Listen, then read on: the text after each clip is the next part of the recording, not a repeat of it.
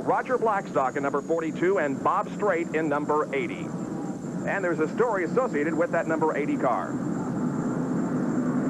Bob Strait in car number 80. This is actually one of Bobby Hillen's backup cars. This is a Stravola Brothers machine. He qualified 20th but was involved in a crash yesterday morning. Had to scrap his frontline car and picked up this ride overnight. So Bob Strait will be starting in number 40 position. He's from Mokina, Illinois, and here comes the field out of turn number 4. The pace car is at the moment still on the racetrack. Now it dives to the inside toward the pit area, and we should get a green flag for this 198-lap race. The ARCA Permatex 300 underway. The green flag comes out. Into turn number 1 they go. Alan Kulwicki with about a half a car length lead as they went into turn number 1, but now as they come out of turn number 2 onto the backstretch, it's the pole sitter, Bill Venturini, who's opened up about a 2 or 3 car length advantage. Going in now to turn number 3, Kulwicki pulling up and making it about a half a car length. He may pull a move here in turn number 4. Let's watch him. That's Kulwicki in the yellow and black car. The leader, Bill Venturini, lap number 1 completed. Venturini is your leader. Bob, let me tell you, when they went in turn 1, that was the most anxious moment for these ARCA drivers because they don't run these kind of speeds very often. They normally run quarter-mile, half-mile racetracks. Turn 1 at 150 miles an hour is great. The pole-sitting qualifying speed here this afternoon was 168.115 miles an hour. That was a new record, breaking the previous record, which was set by Brett Bodine earlier. Bob, also, we cannot oversell the significance of this race for the ARCA drivers. This is, and we've had an incident. We have a spin in turn number 3. At least 2 cars are involved, sliding down the banking. Other cars may become involved. One goes to the inside there. A 3rd car is involved. That's the number 51 of Patty Simcoe. Rick Jeffrey is also one of the 2 cars. The blue car there, the man who finished in the top 5 at Syracuse in the modified race early this year. Rick Jeffrey in the blue number 82. A very nice-looking machine, by the way. It's tough for anybody when you crash this early in the race, but I know that Rick and his crew put a lot of work into really remodeling this car and making it super speedway worthy. Well, I was watching over there in turn number 3, and I believe the number 82 of Jeffrey just got too low on the racetrack, started to spin, went to the inside, then up the banking, pinned the car up against the wall. I'm not sure who I think that's Buddy Boy's, the white car, Bob, and it might be Terry Pearson, the red and white car, number 43. I think that's who it is. And there's Patty Simcoe sliding into the picture and just barely getting Rick in the back with the rear end of her machine. So looks like it was Pearson again, one of the leading rookie contender. Patty Simcoe, Rick Jeffrey, and Buddy Boys, the 4 drivers involved. And yes, it's the same Buddy Boys whose son Trevor, of course, has run some ARCA races, and Buddy had a shot at Indianapolis about 4 years ago. So we have a yellow flag coming out on lap number 2 because of an accident down in turn number 3. The safety crews are out there cleaning it up. While we have the opportunity, we'll take this break and be back right after this.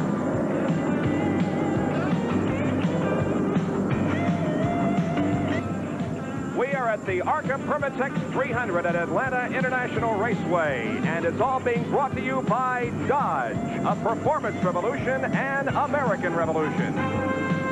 And by Budweiser, Beechwood Age for that clean, crisp taste.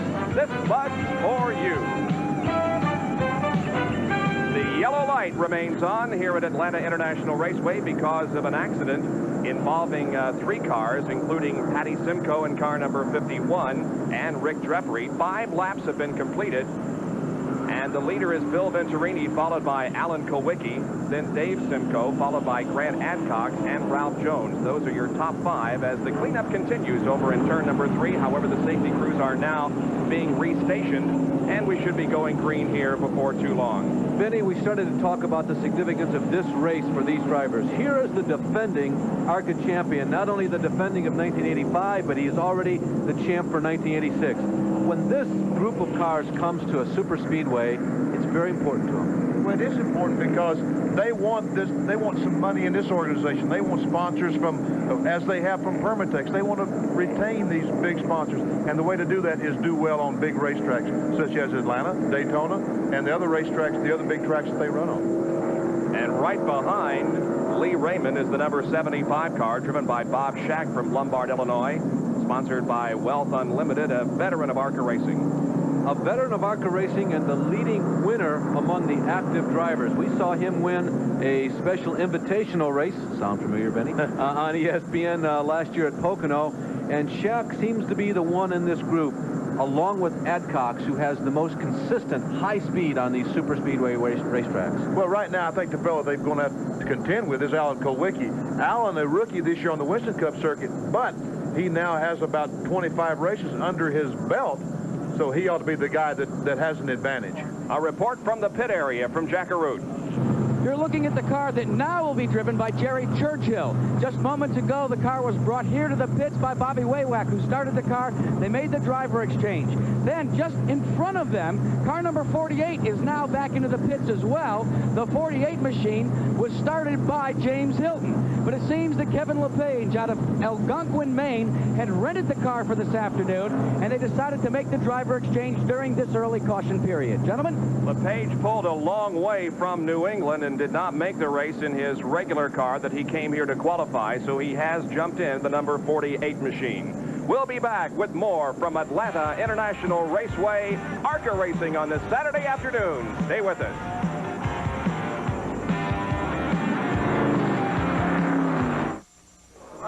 In what should be an unbelievably good football game at 7:30 Eastern Time, Penn State currently ranked number 3rd in the nation against West Virginia. 7:30 tonight here on ESPN, CFA football. Bob, we've also had another driver change. The other Henley Gray car, which Connie Saylor started, Bill Flowers, took the opportunity to get in that car during this long yellow flag. Let's go down to Jack Arute, who has an observation on the Venturini and the Kulwicki cars currently running 1st and 2nd. Well, as you know, gentlemen, it seems to be the norm now to field 2 or 3 cars out of the same shops. You're looking at Norman Negree right here, whose dad, Ed Negree, was a race driver himself on the Winston Cup Tour. Well, Norman operates a shop out of Concord, North Carolina, that has housed Alan Kulwicki's car all year, that number 35. But it's also been the place where the car that won the pole for today's race has been maintained in service for the last 2 years, that of Bill Venturini of Chicago, Illinois. Now, Negree is standing by in Venturini's pit and not in Kulwicki's. Tomorrow he will be in Kulwicki's pit. Why? Well, Venturini isn't in the show. Some mixed emotions behind me. 2 cars were knocked out of the race on that accident up in turn number 3. Terry Pearson, car number 43, out of the race, and so is Patty Simcoe, and number 51. At least their cars have been taken behind the wall. And we think that perhaps Simcoe might be able to get back in competition later, but Terry Pearson's car was pretty damaged as it came by here.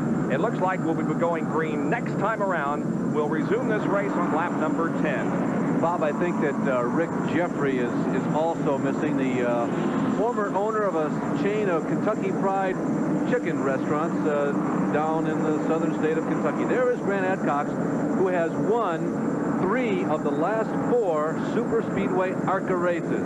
So everybody must be looking over their shoulders and looking in their rearview mirrors for that orange and white number 2 Grant Adcox. Well, Grant was about 2 miles an hour under the pole-setting pace here this afternoon and started in 5th position. Benny, talking a little bit about that race that we mentioned at the beginning of the show, the ARCA race, the last one that had 70 entries, the 1959 race at the State Fairgrounds in Detroit, Michigan. I know we're going to go green as we look at Dave Simcoe, but, you know, Ron Drager and I were trying to think of some of the names that might have been in that race. People like Iggy Katona, Jack Bowser, Les Snow, Ramo Stott, Nelson Stacey, Harold Smith, probably Bobby James, Dick Freeman, Jim Cushman, Jack Shanklin. Brings back a lot of memories. Oh, how many memories. I raced against almost every one of those fellas. The number 54 car driven by Dave Simcoe was involved in an accident yesterday during practice, and they have done extensive work on that car to get it in shape to compete here this afternoon. Adcox and Simcoe go side by side down into turn number 1. Brad Adcox will move into 3rd position behind Kulwicki and the leader Venturini as Simcoe goes to the high side. There you see the cars filing through turn number 1 as we go back to green. Now they're off the 2nd corner and down the backstretch.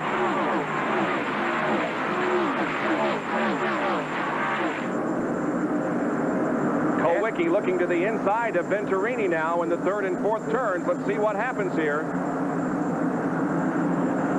He better be real careful, Bob, because if he hits that car in front, he might get kicked out of his shop. Kulwicki still following Bill Venturini down into turn number 1. Brad Adcox also hanging right in there in that 3rd position. It's always hard to go against one of a series regular, and because of sentiment, Benny, I'm leaning toward having an ARCA guy win this race. But I must tell you, Kowicki's going to the inside of Venturini. Alan Kowicki there on the low side.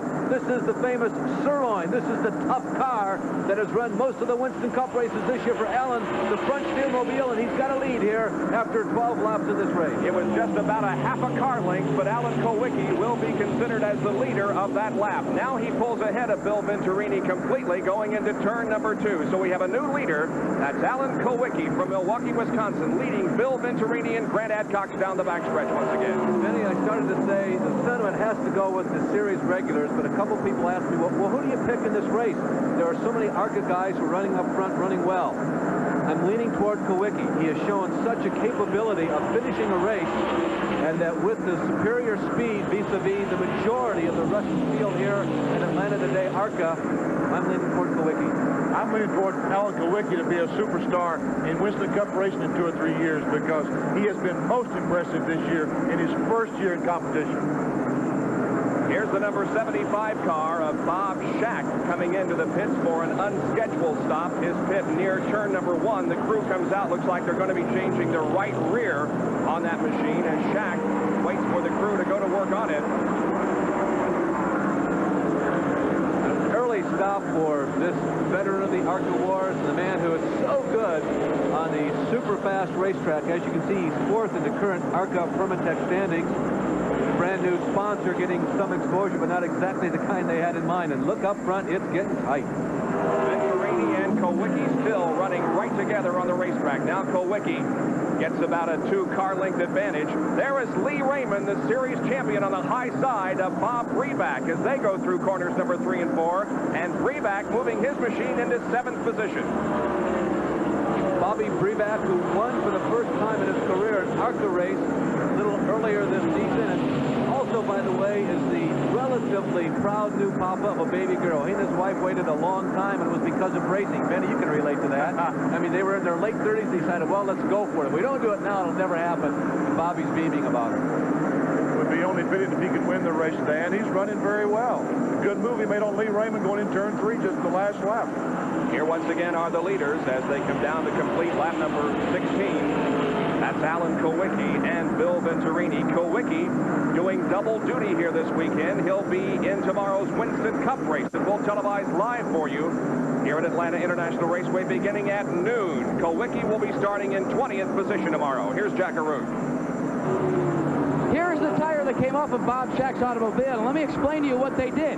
First, they looked all over the surface for any cuts because Shack thought he had a tire going down. The tires use interliners, however, and what they did is they took an air pressure gauge and measured the inside air and the outside air. You know what they found out, Benny Parsons? It was equal. That's what they call having a tire equalized in a super speedway. What happens is that the inside tire has to have more air than the outside tire to keep it sealed against the rim. When they equalize, as Jack Arute just mentioned, the inside tire flops around and the vibration is incredible. As I see Shack coming back down pit road once again, but an equalized tire means that the inside tire is shifting around inside.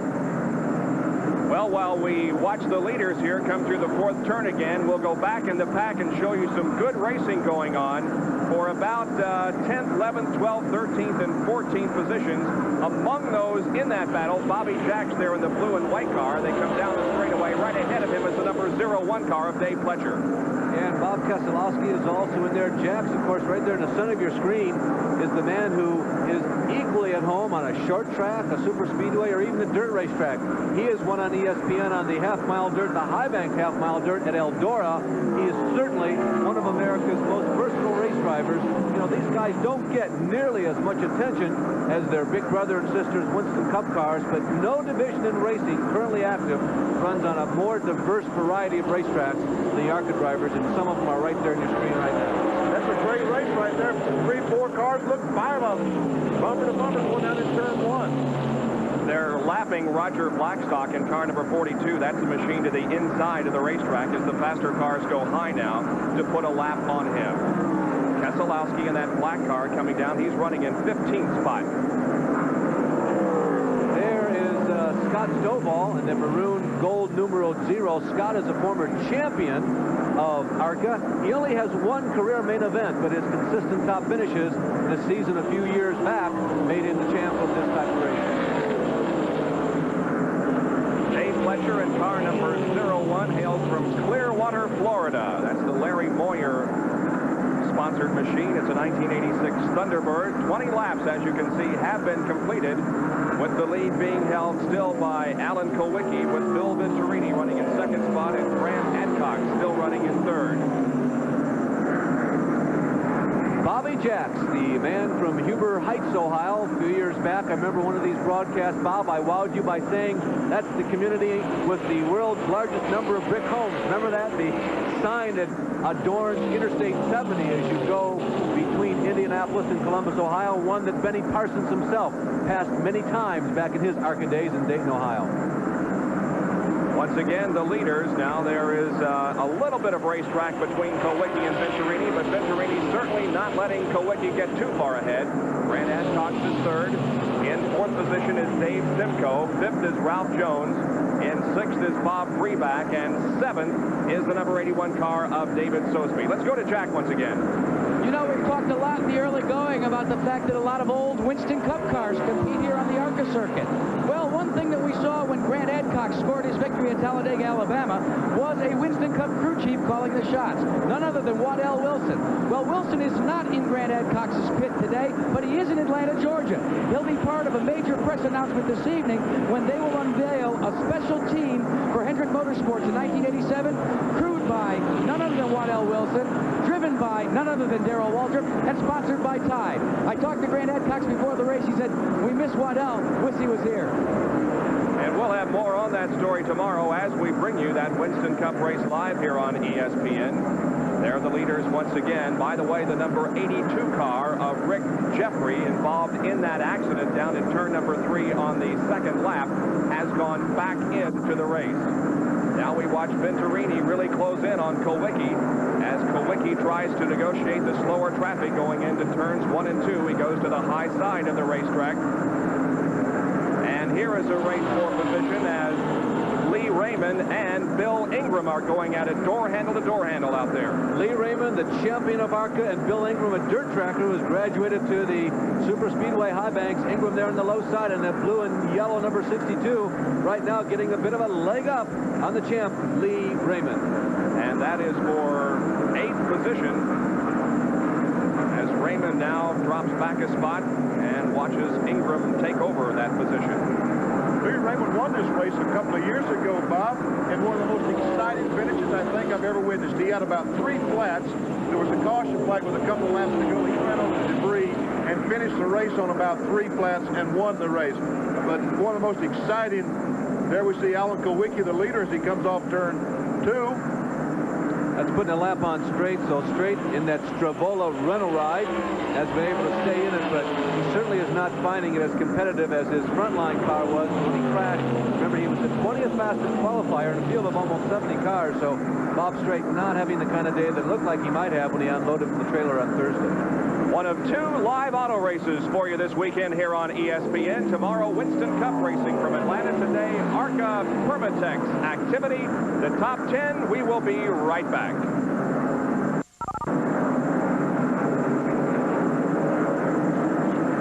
Permatex 300. Let's go to the pit area and Jackaroo.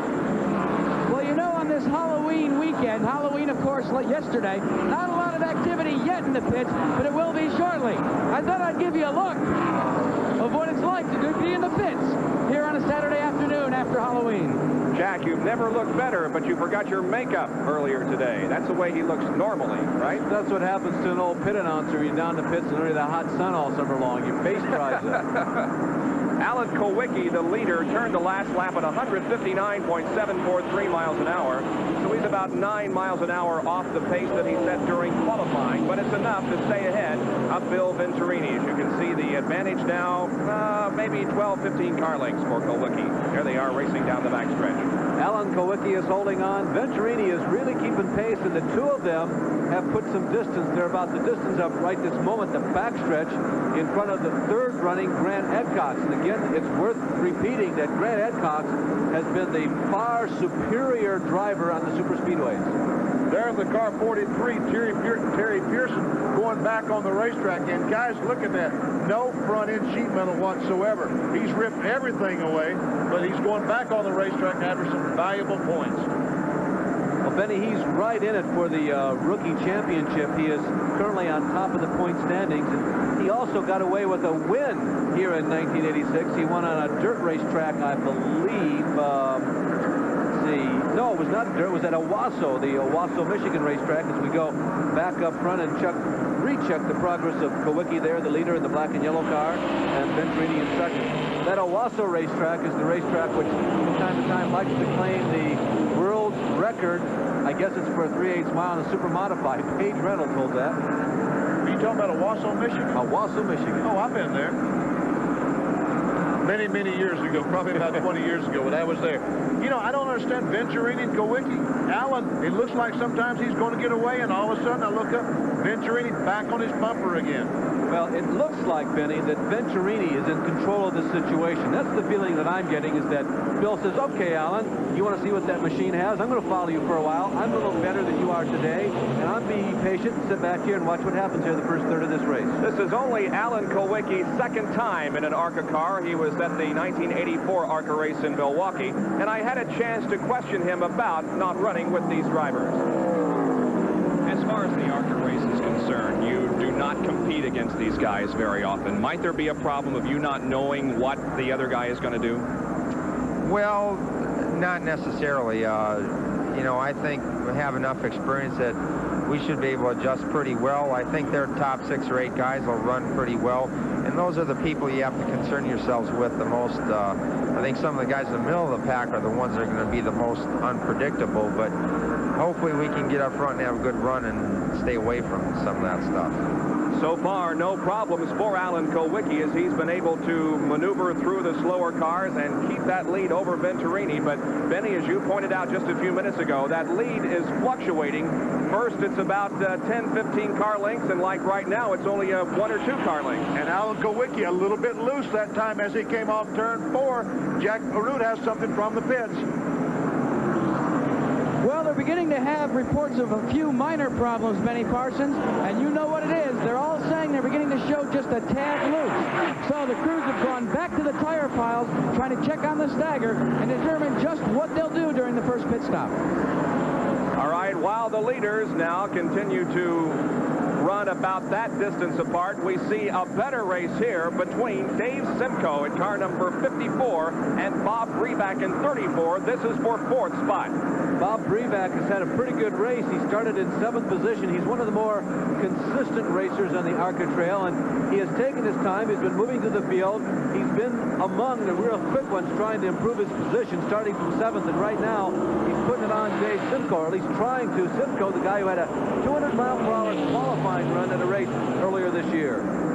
Well, Bob Breback has won this year on the ARCA circuit. He was victorious at a race in Lansing, Michigan earlier. Now moving to the inside, at least looking inside of Simcoe as they go down the backstretch. But for the moment, Breback content to stay back there in that 5th spot. Benny, Dave Simcoe is the guy that we've seen run a number of times in the last 4 or 5 years. Here comes Breback back to that in just a second. Breback's got him. Bobby Breback picked up one more position down the low side, going through 3 and 4 here at Atlanta. It's like maybe Simcoe let Breback go by. He realized he was out running him, and he said, look, why should I hold him up? I'm not getting around the racetrack that well. I'll let him go. It looked that way going in turn 3. Benny was going to make a comment about Simcoe there in the yellow car as we watched him whiz by at about 170 miles an hour. He had some rocky roads in his earlier days in NASCAR Winston Cup racing, but I think 1986 has been a good season for him. It has seemed to come together. It has come together for Simcoe. And I think that his sister's been good for him. She's been out there. He's been trying to teach her. And in the meantime, he's learning a great deal himself. Again, the leaders, Alan Kulwicki in car number 35, and right behind him is Bill Venturini, the pole sitter for today's race. Still running in trucks, but he is about now a full straightaway behind the leaders. Adcock still in third. In fourth position is the number 54 car of Simcoe, and then Breback. Benny, yesterday I talked to a lot of the top competitors, but hey, how about the number of pit stops? Probably 2. They were all playing kind of a shell game with me. I think everybody's kind of shrugging their shoulders and saying, yeah, I guess so. And so I asked the question, well, it's not possible to go this distance on one stop. They said, no, it's not possible. And everybody did say that if it comes down to a more than 2-car shootout at the end, they might all duck in for new tires. Well, I think you will, because tires at this racetrack is the most dominant thing that you could have on this.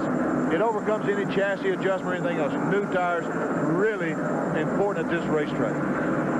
We are watching cars 90 and 12. The 90 car driven by Mark Gibson and the 12 car driven by Kirk Bryant. They are currently running in 10th and 11th positions. We have just seen Alan Kowicki and Bill Venturini lap Bobby Jackson, number 71. Jack's running 12th. There are 11 cars still on the lead lap. Mark Gibson in that black and silver number 90 there, leading that duo around the 1.5-mile oval here, was third quick timer here in Atlanta in March.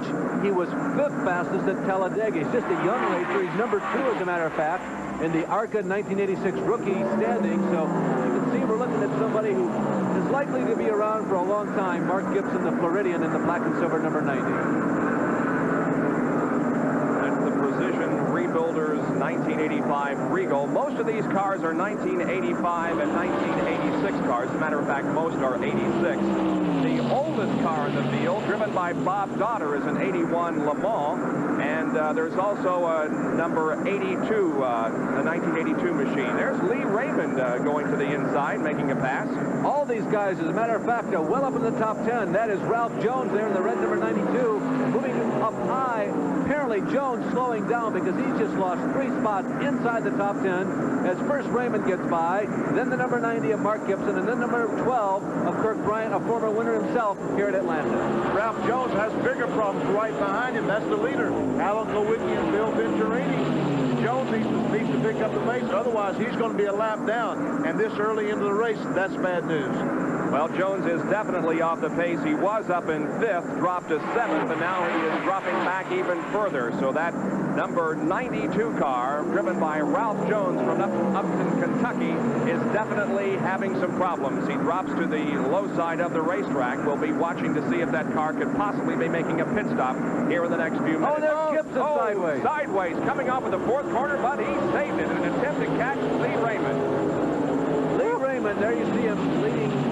Looks like to be a quintet or a group of 6 cars. By the way, the leaders are just off camera to the right. The leaders are moving up potentially to lap these people. There's Kowicki. You see him in the yellow and black car. Started to comment about Lee Raymond in that orange number 1. Don't let that fool you, because he's pretty crafty in being able to finish well up in the standings in one of these long ARCA races. But Kowicki, there on the left of your screen, and Venturini in the center going around the outside of Kirk Bryant are running so quick. I have a feeling, Benny, that the pace is much faster than most of the ARCA regulars expected. Well, there's no doubt about it, and I tell you what, Norman McGree is getting, I'm sure he's very pleased today, because both these cars coming out of his shop. There we see Kowicki putting the 90 car a lap down. Now he's right on the back bumper of Lee Raymond, the champion. Last year's champion, again this year's champion. Kowicki passes him down the back straight. He's a lap down. Alan Kowicki and Bill Venturini are just making a shambles of this field as they are now lapping up in to position number 7. 6 cars now are on the lead lap. Venturini's got to be thinking, gosh darn interloper, if he wouldn't have showed up, I had this race slowed up here in the first 30 laps. Well, that's about the case, but nothing comes easy in automobile racing these days. Close racing there between Alan Kowicki and the number 6 car of Ronnie Adams as Kowicki tried to make the pass and the lap. Back in a moment from Atlanta International Raceway. 54 Magic Year in Sports, Monday at 8 o'clock. But tomorrow at noon from Atlanta International Raceway, we'll have the Atlanta Journal 500. The final appearance for the Winston Cup cars in the Southeast this year. There is another race at Riverside, but we'll have the finale here in the Southeast, and it could decide the Winston Cup Championship as Dale Earnhardt goes for it. That's tomorrow at noon live here on ESPN. We are currently watching the number 54 car of Dave Simcoe in the pit area. He was running in the top 10 when problems developed on that car. The lead continues to be held by Alan Kowicki, with Bill Venturini running in second position. Let's go to the pit area. Here's Jack. You mentioned just a couple of moments ago about Ralph Jones and the fact that it looked like he was slowing down. Well, Jones is another that has some Winston Cup connections. That's a former Bill Elliott car, and a former Winston Cup crew chief, Buddy Parrott, is calling the shots. I checked with him, and he said, no, really what they've decided to do was to back out of the throttle because the traffic was so erratic in front of him. Doesn't make sense to me, but that's what Parrott said. An interesting observation, as they apparently have decided to tell Ralph to back off a little bit and perhaps get the traffic sorted out in front of him and then make a run for it. But Bill Venturini is making a run for it at the moment. He's closed in within a car length now as they go into the third and fourth turns. This is first and second, Kowicki and Venturini. Venturini running a little bit higher line on the racetrack. We can see him going around the corners just a little bit higher than Alan Kowicki. The last time when they went through turns 1 and 2, he tried that line.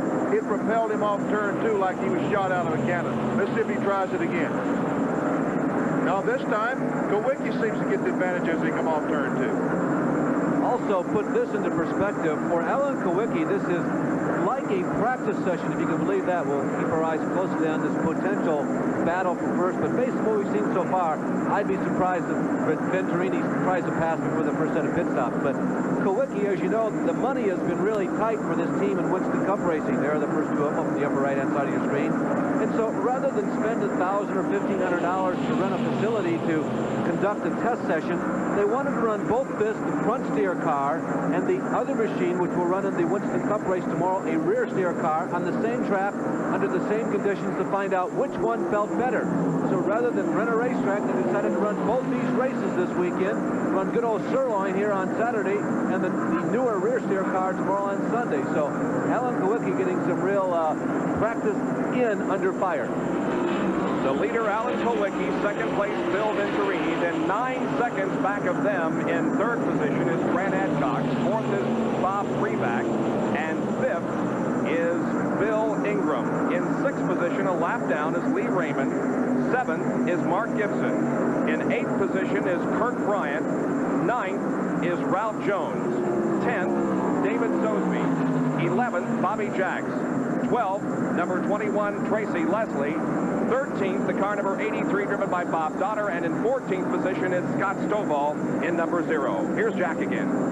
As you can see, the scoreboard behind me is clipping off the laps one by one around the Atlanta International Raceway. And that's important as it applies to the first pit stop.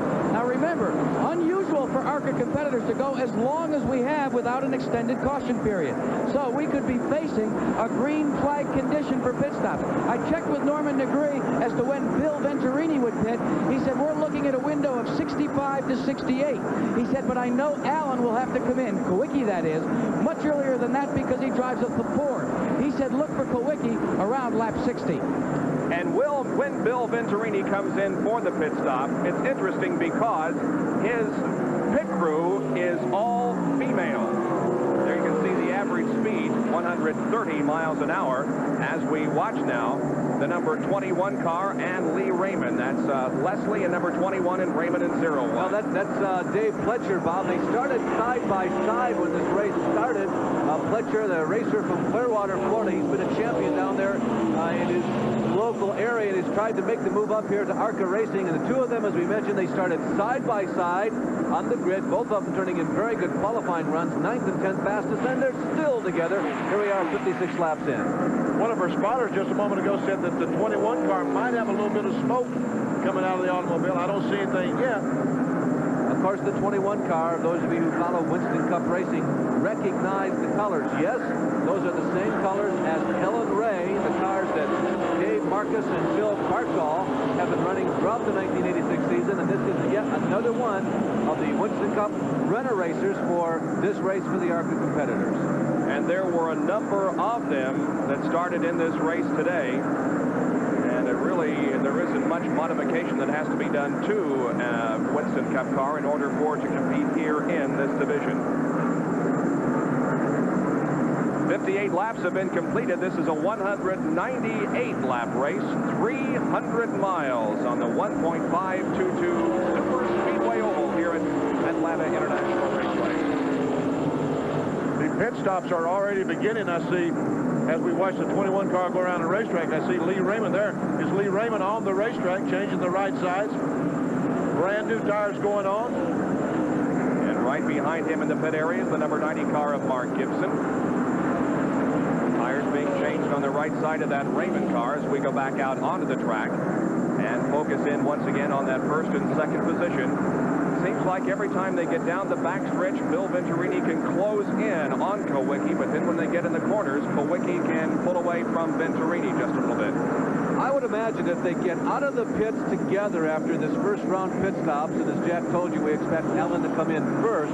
If they come out of the pits together, Venturini might test the waters out of that. What do you think, Benny? I still believe that he is in control of his own destiny, at least right now. He's following around, but they come out in the second session. If he's got a good set of tires, he may take a run at Allen at that time. I think you're exactly right, and he does look like he has control of the situation, but we don't know what Alan Kowicki is holding. He may be holding a pretty bad hand himself. As we watch the action on the racetrack, we can tell you that Bobby Jacks is into the pit area.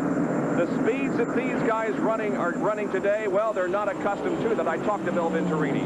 Bill, you're the pole sitter here in Atlanta this weekend. Let's first of all review your season in ARCA to date. Well, it's an up and down season. I've been the fastest I've ever been in racing, but I've also dropped out of the most races. So, last race I won was here in March in Atlanta. Comments from Bill Venturini as he follows Alan Kowicki on the high side of turns number 3 and 4, lapping some of the slower traffic. There you can see 6 career ARCA wins for Bill Venturini, looking for number 7 here this afternoon. Venturini is currently ranked 6th in the point standings. He has had 2 pole positions this year, in addition to that 1 win here at Atlanta. He also was involved in a crash at this race track a year ago, the ARCA race here last November, and talking about the speed, he's commented about he's been faster this year than ever before. He was also second quick at Daytona on the super high banks. There is Kowicki moving in on Bill Ingram. This is one of those midfield drivers that Kowicki was talking about. He was pretty used to and knew what to expect from a lot of the frontline racers, but the guys in the middle of the pack who are working really hard to show improvement were the ones that he wasn't as familiar with. As you can see, Venturini taking his time, going around the outside of Ingram, giving him a lot of room, and both of them passed by without incident.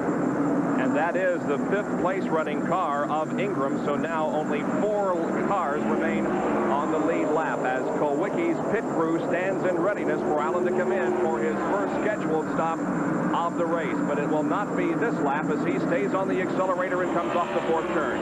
It looks like that Allen has done lied to Norman Degree because he just completed his 64th lap. He's still on the racetrack. Very interesting note, Benny, that he has gone that far, and it may fall right in line with what you were intimating before our last segment there, that maybe Kowicki hasn't shown everything. Now he's out of fuel. He's out of fuel. Kowicki is out of fuel. Oh. Well, it comes as the car goes into the 3rd turn, and he may have enough momentum build up to carry him into his pit area. He drops low on the racetrack, gets off the banking, and comes in, but I'm sure that Allen has made a miscalculation here, or someone has. Now he is coming in for the stop, and here is Jackaroo to call it for you. And the engine has stopped. It's dead. They put the first can of fuel to the car. They go to the outside to change right side rubber initially. Now they're trying to refire the engine, trying to get it going again. Alan Kowicki running it awfully close to the vest, and it may have been too far. They made the exchange on the right sides. Let's see if they're going to go around. No, they're only going to give him right side tires. He's off and away in 19.3. Not a bad pit stop when you consider that these crews are not really accustomed to changing tires and putting fuel in, so not an all bad pit stop for Alan Kowicki as he gets back in the race, but he's a lap down. There's the leader, Venturini, on the backstretch. Well, who lied to who, Benny, or who thought they were lying to whom? I'll tell you, we've seen it in Formula One. They have that computer that tells them. You know, and another thing is that we've got to think about, I'm watching Kowicki, The reason I'm hesitating because he didn't seem like he got up to speed as he went down the back straightaway. But Alan Kowicki maybe was trying to find out just exactly how far he could run for tomorrow's race, the Atlanta Journal 500. You talked about the fact that it was a fairly decent stop on pit road. 19.3 is very respectable. But what was so costly to him, gentlemen, was the way he came into the pits. It took so bloody long, it was almost as if he had a 30-second pit stop under normal conditions. Yeah, you're right. It's a good thing that the car didn't die on him, though, say, coming across the start-finish line or down in turn number 1. It's been even more costly, but it occurred just about the end of the backstretch. And there's the all-female pit crew of Bill Venturini waiting on their driver to come in for his stop. And we look toward the first turn, and Venturini still on the accelerator and showing no sign of making a pit stop. Well, that'll be the next big moment in this race when Venturini does come in, how well that pit crew performs. The pressure should be off. They should be saying to each other right now, okay, we've got a lot of cushion. Venturini looks like he's slowing down. He's coming in this time around. Has he slowed down too much, Benny? Is that too sudden? Yeah, it looks like he has slowed down. Maybe he's out of fuel as well because he was off the pace dramatically going into it. It's even slower than Kowicki. He is coming in very slowly, now picks up a little bit of momentum. Here's Jackaroo once again to call the pit stop by Bill Venturini. He finally gains enough speed to come to pit road to the service of his crew. An all-female crew, and it is no publicity stunt. They can get the job done just as well as their male counterparts. The first tank of fuel is going in while they change right side rubber. The crew being overseen by Norman Degree, as we said, but Venturini has already clipped away 15-plus seconds, now at 17 seconds. Let's see how they compare. They drop the jack. They have 1:23.3. A little bit slower, but still respectable for the all-girl crew. And I got to tell you, those tires are heavy, and those cans of fuel are heavy. You know, we're talking about, on a can of fuel, we're talking about 11 gallons at 7 pounds per gallon. We're talking about 80 pounds. That's right. With a can and all. And my hat's off to those girls to be able to pit like they are. Meantime, Alan Kowicki did get by. Kowicki has a little more than a straightaway advantage over Venturini. Venturini getting up to speed very slowly, just like Kowicki. Benny, I was watching Venturini going down the backstretch. He's now back up to speed, but he has lost significant ground to Alan Kowicki. So it's Kowicki back in the lead now, as the first series of pit stops have been completed and the race settling down once again. We hope you're enjoying our live telecast from Atlanta International Raceway, the ARCA Permatex 300.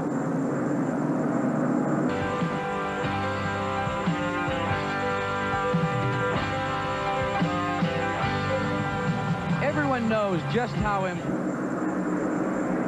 We are at Atlanta International Raceway on this Saturday afternoon for ARCA stock car racing, and we have completed 72 out of 198 laps. The top 3 at this moment are on the same lap. The leader is Alan Kowicki. Bill Venturini is running second, and the number 2 car of Brent Adcox is third. A lap down in 4th position is Bob Reback, and a lap down in 5th, the number 62 machine of Bill Ingram. Let's go down to Jackaroo. I'm standing here in Bill Venturini's pits, and this is Della Bellars. Now, the job for Della is to carry this tire over that wall all the way around and actually help the tire be put on the outside. Della, how much do you weigh? 105. And these tires, as you know, have got to weigh at least 70 pounds. You should have seen the way she hefted this up over the wall. I'm not going to mess with this little lady. Well, my hat's off to those gals who did a tremendous job in getting Bill in and out of the pits in about 23 seconds. They've got another chance to do it later on in the race, but I'll tell you what, they look good on that first stop.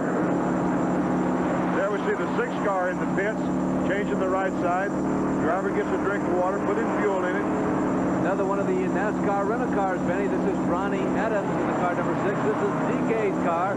Ronnie is from Denver, North Carolina, a hometown that's near and dear to your mind, I know. That's right. That's where my race car is housed in Denver, North Carolina. That's where Phil was listed as his home from, too, isn't that? He lives on the lake there, just out of Denver. Exactly right. There's the leader, Alan Kulwicki. And while we're talking about you and Phil, Benny, we have a chance now to mention the arrangement that you have next year on the Winston Cup Trail. It's kind of different than this year. It is kind of different. I don't think anyone's ever tried it before, but we're going to run the 55 car, the Copenhagen car, all year. We're going to run all 29 events next year on the Winston Cup Trail in the 55 car.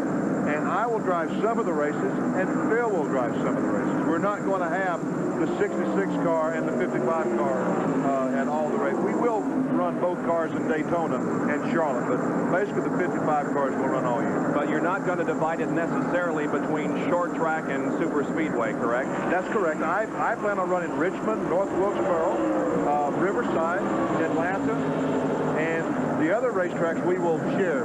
He'll run one, I'll run one. All right, on the racetrack, we're watching Mark Gibson in number 90 and Lee Raymond in number 1. And these guys have been running together just about all race long, and even after their first series of pit stops, they come out right together on the racetrack. 7th and 8th position. Mark Gibson's right there, black and silver number 90. And the man from Dayton, Ohio, Lee Raymond. He helps run a radiator repair shop with his father, Joe, in Dayton, Ohio. Joe is a former ARCA winner himself. And Lee started driving about 1976, 1977 at the old Dayton Speedway, the last time that a few of us tried to pump some life into the place. And by the way, Dayton Speedway is now filled in. It's now a landfill and no longer forever will be a racetrack. That 29 car that we see behind the leader, Alan Kulwicki, that's Bob Keselowski from Detroit, Michigan. I used to race against his dad and his brother in Mount Clemens in 1963 and 4. And a while ago when Alan Kulwicki made his pit stop, he came on the racetrack right in front of Keselowski. And Bob has stayed there ever since that pit stop. The car is running extremely well.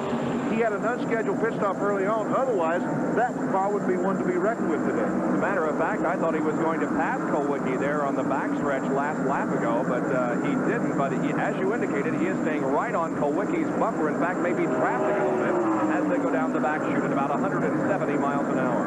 As we watch Keselowski, Benny, and reflect back on some of your days in racing, it's appropriate to mention some of the champions of ARCA back in the days of MARC, or Mark, as John Markham called it, the late John Markham, whose widow Mildred is still very much involved in this. Iggy Katona, anybody remember him? 6 times he was ARCA champion, and I remember Iggy winning a race at Daytona. If I'm not mistaken, it was at the age of 60 on the high banks of Daytona in those days, probably speeds up in the vicinity of 175, 180 miles an hour. Nelson Stacy from Cincinnati, Ohio. Cincinnati has turned out a lot of good racers for ARCA racing. He was a 3-time champion. Jack Bowser was a 3-time champ, along with Ron Hutcherson, who himself has remained very active in automobile racing. And Bobby Dotter, who was in today's field, was a champion in 1980, 83, and 84. He also a 3-time champ, although he has not been that much of a factor in recent years. And among the 2-time champions, Ramo Stott, Dave Dayton, Marvin Smith, and some fellow by the name of Parsons, listing his home in the Detroit area these days. Yeah, 1968, 1969. You know, I was thinking last night when we started, as we watched Alan Kulwicki, the leader of the race, that's Bob Keselowski, the black 29 car right behind him. And the number 30 car is spun. That's Dave Seligman from Chicago, Illinois. He's down on the inside of the racetrack. We'll watch to see whether or not a yellow comes out. I don't believe it's going to. He is still under power going down the backstretch, but very slowly. I was thinking last night about ARCA and Mark. And, you know, we ought to tell some fans what we're talking about when we say ARCA and Mark. Mark is what this division used to be called. That was the Midwest Association for Race Cars. And then when these cars started going to Daytona, they said, well, you know, we ought to give it a more national name. So they call it the Automobile Racing Club of America. And for you folks who, tomorrow there's going to be a race here, it's a NASCAR race. What NASCAR stands for is the National Association for Stock Car Automobile Racing. And Benny, the roots of Mark, or John Markham, whom we mentioned a few moments ago, go way back to around 1951, 1952 in the Toledo, Ohio area. As you can see, the average speed is about 137.5 miles an hour after 80 laps for Alan Kulwicki. John Markham decided he wanted to be a race promoter after scaring himself to death almost driving a race car. And in 51, he got together with a fellow by the name of Joe Stelter, and they actually were the people who were the founders of the Fremont Speedway, which is still in operation up in northwestern Ohio these days. Joe wanted to stay locally. Martin wanted to do something on a national level, so he got together with Bill France and said, look, I've got this thing going in the south called stock car racing. Why don't you put together something in the north, and maybe we can waltz together. John did so, calling his division New Car Racing, and a lot of the cars in the early days were taken right off the showroom as you put masking tape over the headlights, as well as some of the windows that you wanted to block up, and you put the car on a mild dirt track, probably designed for horses, and you go racing. That's how this type of racing began. This is a long way from like the 1 mile dirt track in Fort Miami Speedway in Maumee, Ohio, where, as a matter of fact, they had a few big midget races also back in the early 50s. Look at Keselowski. Oh, spinning. They touch. Keselowski just touched him. He's spinning down the backstretch. Kowicki making it straight down here and not lose a position. He was 12 seconds ahead. Now the car is going to stall on him. Oh. The right front tire's gone and the car won't move. And I think the left rear tire is down also. What an unbelievable turn of events. It didn't look like Keselowski had touched him very severely, but just enough. It almost looked like the draft was upset. He was running so close to Allen. You can see him trying to get the car moving again. The back tire is spinning, but the car just unable to move. I was about to tell you that he was 12 seconds ahead of Venturini when he and Keselowski touched in turn number 2, and Kowicki spins down the back stretch. Here it is again. Watch it close, Benny. I don't know if he ever hits him, really. I don't know. Yeah, I think they touched. Yeah, I think they touched right there just enough. And let me tell you, I touched Buddy Baker there one time and did the same exact thing to Baker coming off that corner years ago. And it doesn't take much, fellas. Just one little tap, and that's the result. And Keselowski has to feel really bad about this because although he was staying right up with Alan Kowicki, he was not on the same lap and was not fighting for the position, and he essentially knocks Alan out of competition here. Boy, I'll tell you, what a deflating moment, because Alan Kowicki, who has struggled so hard all year long to do well in the Winston Cup racing, and all of you are aware that he's been reasonably successful. Looks like he will be the Rookie of the Year in NASCAR. Probably was hungry for a win. This guy is used to winning 2 or 3 times a year, and today looked like was going to be his day in such a minor incident, and now he's out of there. So our second caution period of the race. The first caused on lap number 2 when we had a 3-car crash, and now Alan Kowicki spins down the backstretch. Now ESPN and ARCA present a track fact.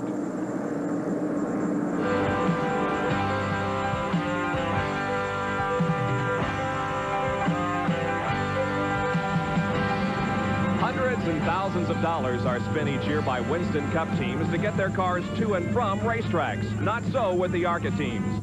Now, although the cars that compete in both series are very similar, and some drivers sometimes compete in both series, the way the ARCA teams get their cars to the track, well, not quite as much money spent. Here's the old cube van that's used by many of the ARCA teams to get their cars to and from short track races. Then you have the old standard flatbed that's been used for many, many years to haul cars to and from racetracks. And then there's this unique operation. Bernie Robidart uses an old school bus to get his car to and from ARCA races. Pit stops are occurring under yellow. Here's the leader, Bill Venturini, in once again. They're going to fuel the car, but I don't believe they're going to change any tires as the female pit crew remains behind the wall.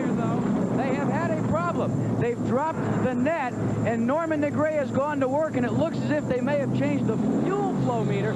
I'm going to grab Norman very quickly. Norman, what was the problem that you had to go inside the car?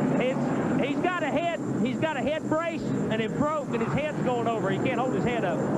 So here you got it. Problem with Venturini, your leader, after your other leader spun on the backstretch. Gentlemen? Well, Benny, you can, I'm sure, relate to that. How would that affect a car going at 170 miles an hour on these high banks?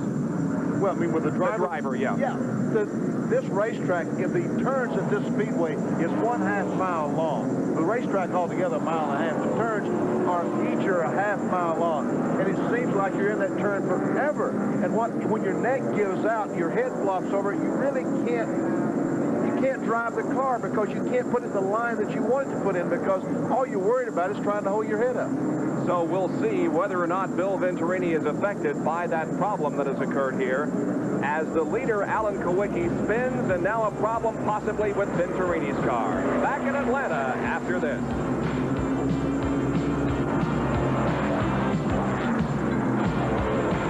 Penske and your leader in number 35, Alan Kawicki, came together, but a guy that's raced against Kawicki and will do so tomorrow from the outside pole position, an infrequent Winston Cup competitor, Mark Martin. Mark, were you surprised at how well you qualified down here? Well, Jackie, we really were. We knew the car was running well, but we hadn't had a chance to really find out what it would do until qualifying, and we were just thrilled to death with our run, and I'm happy for the guys. You know, they put a lot of effort into it. We really got some good equipment, a good engine, and a good car, and we have high hopes for tomorrow. Now, you know as well as I do that if you're not a regular on the Winston Cup Tour and you start up front, they have a tendency to root you out of the way, to intimidate you, especially in the early going.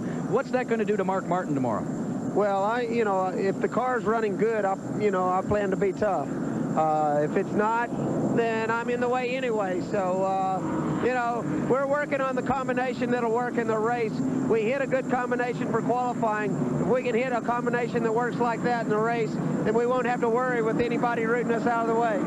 Well, if his driving is as good as his sartorial splendor this afternoon, he ought to be a contender in tomorrow's race. Right out of Miami Vice, Mark. Terrific. Back to you guys. Mark Martin will start outside the front row tomorrow. Bill Elliott, of course, has the pole with a new track record. Another somewhat surprise in tomorrow's lineup will be Jeff Swindell. Very first time he's competed in the Winston Cup division. He'll start 11th in the Dygaard Chevy. They continue to work on getting Alan Kawicki's car off the racetrack. 90 laps completed in this 198-lap race at Atlanta.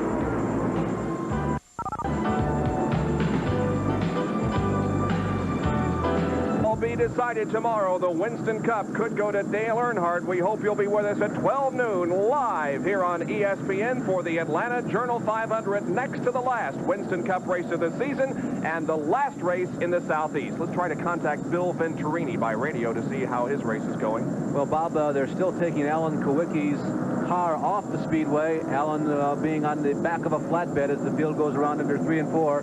Talk to Bill Venturini. Bill, this is Larry Newber. Benny and I were speculating, Bill, were you holding back when you were following Alan before the first pit stops? I could have tried to get by him, but I didn't want to upset the car, so we were just kind of staying right where we're at. Why did you come in so slowly when you came in for your planned pit stop? Talk to you later. All right, we are about to go back green, and of course Bill wants to concentrate to make sure that everything is working in the car and make sure that he is in the right position for this restart. Jack in the pits? Just a little aside, you know, Bill Venturini is of Italian heritage, and he's also driving and leading this race. When I took a look at the race car before the start of the event, you know who one of his major sponsors was on the back of the car? A concrete company. I don't know, Italians in concrete, you always kind of wonder. Oh, no. No. What that means is No, that... it's okay, I'm Italian too. What that means is that his fate is etched in stone. You know, it's solid. Yeah, but why is it on the backside so all the other drivers can see it? You know, the old, staff car keeping you hands off? Yeah. I understand. Well, now we're going to see whether Grant Adcox can give Venturini some competition here. That's Adcox back there in the second position, and we're about to go green. Bob, also Bob Breback, you see there, third in line. He has got his lap back. Bob Breback is third in the race and on the same lap as the leaders. And here we go. The green flag comes back out. The ARCA Permatex 300 resumes from Atlanta International Raceway. Now, who you have up front in first and second are the two most successful drivers on super speedways as well as at Atlanta here in ARCA in the last year. To put into perspective, Adcox, right now running in second position, has won 3 of the last 4 super speedway races. Both 2 at Talladega and Daytona. He has swept the 2.5-mile racetracks. He goes to the inside of Venturini, who won here at Atlanta in March. And Adcox is going to take the lead for the first time today. It will occur on lap number 95. Grant Adcox grabs the lead away from Bill Venturini. Now Venturini's car is way high, going into 1 and 2.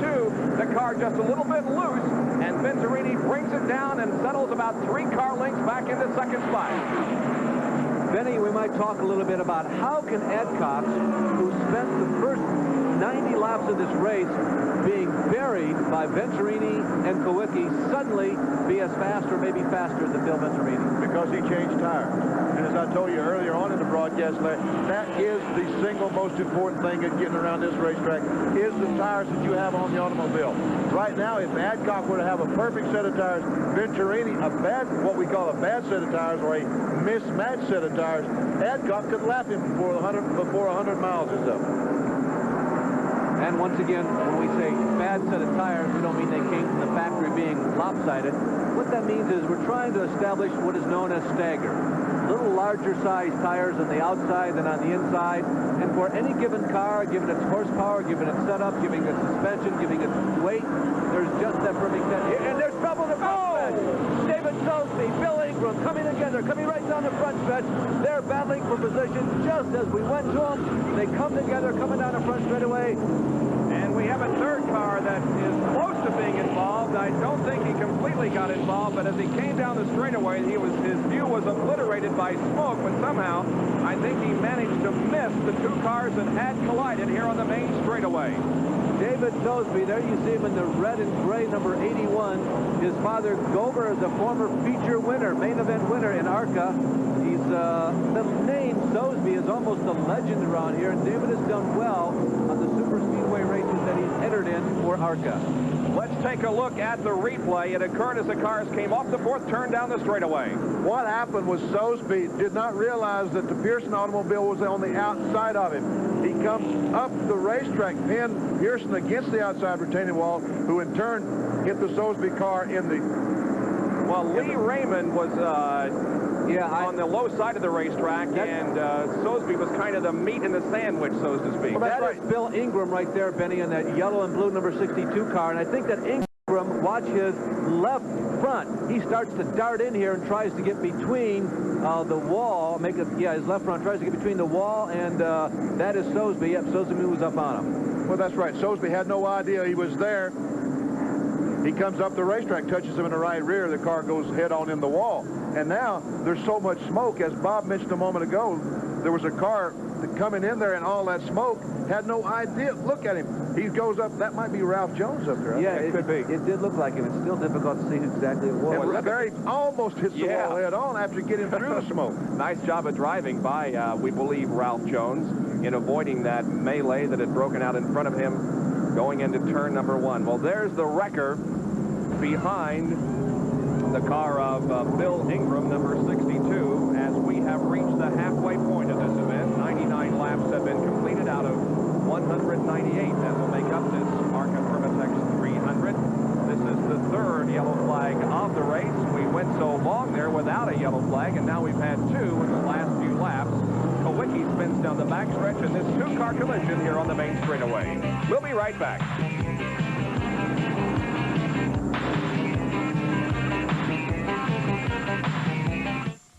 We are back at Atlanta International Raceway for the ARCA Permatex 300 on this Saturday afternoon. Tomorrow, Winston Cup Racing, the Atlanta Journal 500 from right here at this same racetrack. Mid-race recap, 99 laps complete. Grant Adcock's the leader. We have had 4 lead changes, 3 caution periods for a total of 15 laps. And Alan Kowicki has led the most laps, 72. Now, those drivers that are out of the race. Patty Simcoe involved in a second lap accident. Philip Duffy is out. So is Dave Simcoe, Tom Ussery, Tracy Leslie, and Bill Ingram. Also, Leroy Mabry, Rick Jeffrey, Roger Blackstock, Bob Strait, Alan Kowicki, and David Sosby. All of those drivers out of the competition. Here are the top 5, now with 101 laps completed. Grant Adcock's the leader, Bill Venturini running second, followed by Bob Freeback, Lee Raymond, and Mark Gibson.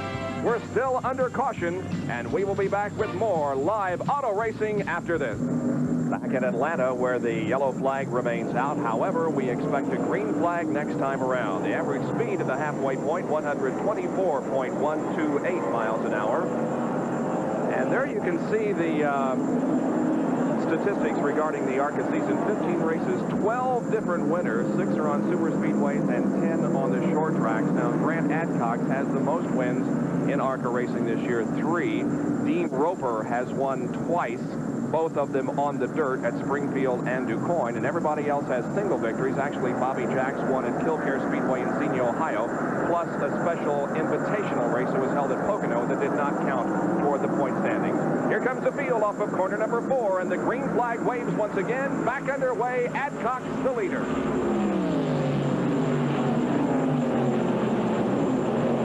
Raymond in car number 1, a champion of this series, races down the backstretch with Grant Adcox, trying to get the lap back.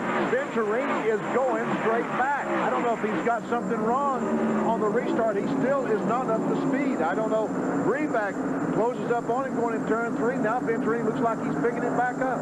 But it definitely was not a good restart for Bill Venturini. And he now stands a chance of losing that second position as Bob Breback charges forward.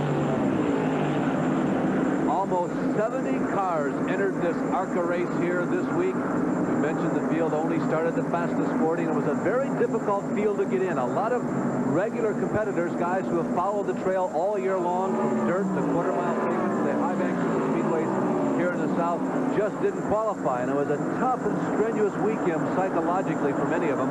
Bill Venturini had what for him is a typical weekend here in the South. That is, he seems to perform well. We mentioned that he won a race here, although right now he has dropped behind Kirk Bryant.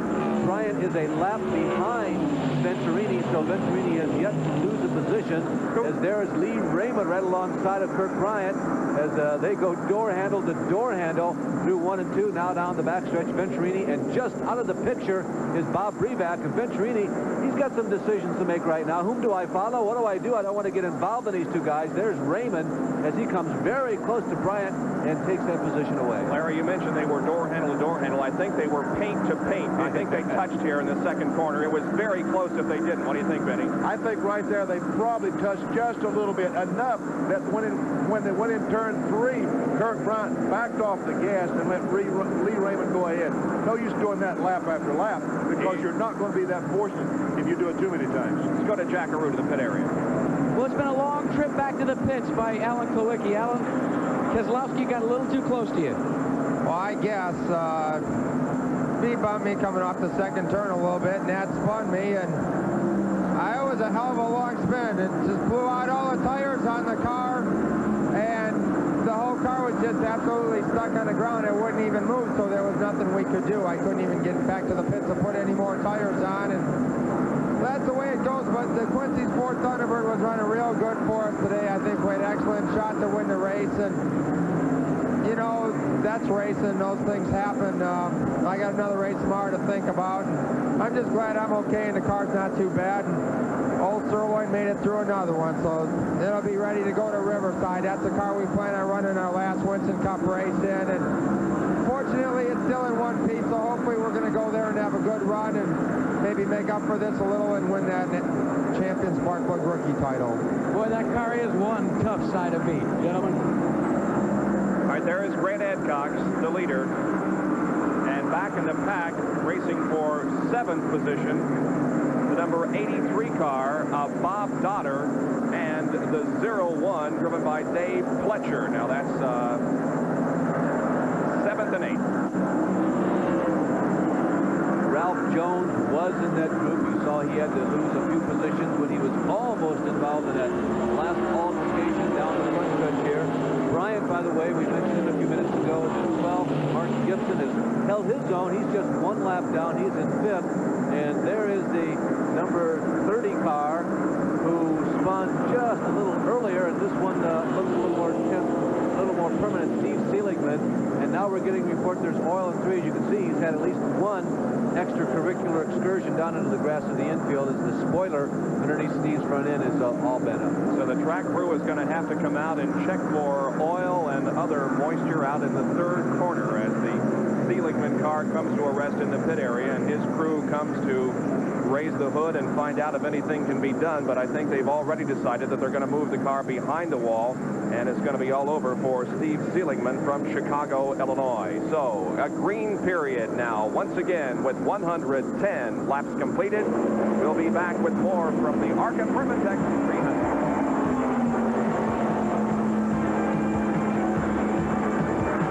Still under caution here at Atlanta International Raceway. Let's update you on the condition of Bill Venturini's car. You heard that it was maybe just a tad slow on the last restart. Well, according to Norman Negri and the rest of the crew, Bill's just simply saving himself. You see, the car is still a tad loose, but they figure that they're going to be able to solve that with their final tire change, which will take place very shortly. As you can see, when you look over my shoulder here, they are checking out the board that is kept lap after lap here on pit road. Norman Negri checks it out, and he has marked an X on the spot. There's the spot. Lap 130. If they can get to there, put on the tires that they desire, they feel they can go the distance and be victorious here in Atlanta. That remains to be seen, but at least a lot of pit strategy being done down there, as Jack reported to you. The number 92 machine of Ralph Jones comes in for a stop. You know, Jack Arute showed the board. They had to exit lap 130, which is 18 laps from now, and it looks real simple. Folks, it is not that simple. Well, Benny, let me also speculate on something else. We take a look at Ralph Jones. Lap 130 means that he would have to go 68 laps to conclude this race. And remember that Venturini came in after turning 67 laps before. So that's one more lap further than he went under that long green or close to the green segment at the beginning of this race. Plus the fact, remember, that that long green segment had some caution flags in it between laps, laps 2 through 10. I am not so sure, unless they have something that they haven't revealed to everybody else. I don't think that car can go 38 laps on a load of fuel, but that also points up the fact that you try to cut it as close as you can. That fuel is less weight at the end of the race, makes you go faster. Well, that's right. If the cars hold 22 gallons of fuel, if they were to be out of fuel at the end of the race, we're talking about 150 pounds lighter than the competition if he were to have a full tank of fuel. Remember the calculations, though, Benny, that take place down here. Your pit crew does it all the time. They go back to the fuel, have those dump cans filled back up, and they get exactly how many gallons are put back in. Then by subtraction and averaging, they were able to come up with what at least the average fuel consumption is. And as you know, Benny, generally the mark of a good winning team is the one that can figure it out the closest and the best. Exactly. Jack, that's exactly right. But the one thing that's going to throw the monkey in the wrench or the monkey wrench in the whole deal is tires. We talked about how important tires are. If there's a caution flag at lap 165, 170, they're all going to have to dive on pit road and put more tires on. You know what's interesting there, though, and I've been surprised by it. With all the talk we made about Winston Cup regulars and how they've come down to this division, a lot of their influence. As I look at most of the teams, Benny, none of them really, I think, have brought the tire technology down. They are with less tires, no one that's totally dedicated to figuring it out, and it's still a hit-or-miss attitude here in the ARCA pits, not like what we'll see tomorrow. Well, that's terrific, Jack. I'm really glad to see that, because that's like racing used to be. That's like the good old days, and really and truly, that's the way it should be. All right, thanks for the information from the pits. We'll see what happens in the pit area a little bit later. Right now, we see what happens on the racetrack as the green flag comes back out on lap number 114. And we are back to high-speed competition. It's Grant Adcox leading this race with Bill Venturini second, Bob Freeback third. A lap down in fourth is Lee Raymond, and a lap down in fifth is Mark Gibson. I'll tell you what, Grant Adcock is getting a good start, but he's doing it a little bit too early. And the officials, the ARCA officials, I'm sure, are going to have a word to say with this young man when this race is over. The races are supposed to be restarted on the caution flag about right there as you come off turn 4. Adcock is starting the race back between 3 and 4. There are no cars between Adcox and second place Bill Venturini, but Venturini doesn't seem to be really closing the distance very quickly, as it's about a half a straightaway, maybe a quarter of a straightaway advantage for Grant Adcox. This has not also been a typical ARCA Atlanta race. The last two races here, we have set records for the most number of lead changes. There were 8 back in March, and correction, the last two super speedway races, 8 back in March here at Atlanta. As we look at the interval between first and second, as you can see, it's just 1.4 seconds. Venturini right now trails Adcock. And when they raced in Talladega in July, we had 9 leaders. That too was a track record. Venturini right now would like to add one more lead change to this race here at Atlanta today. We have had 7 lead changes among 3 drivers to this point, and the interval last time was 1.4 seconds. We're going to do it again this lap and see if that interval has changed any. Venturini comes off the corner. Here comes Adcox crossing the line. And there is Venturini. It's 1.6, just about the same, maybe a little bit more.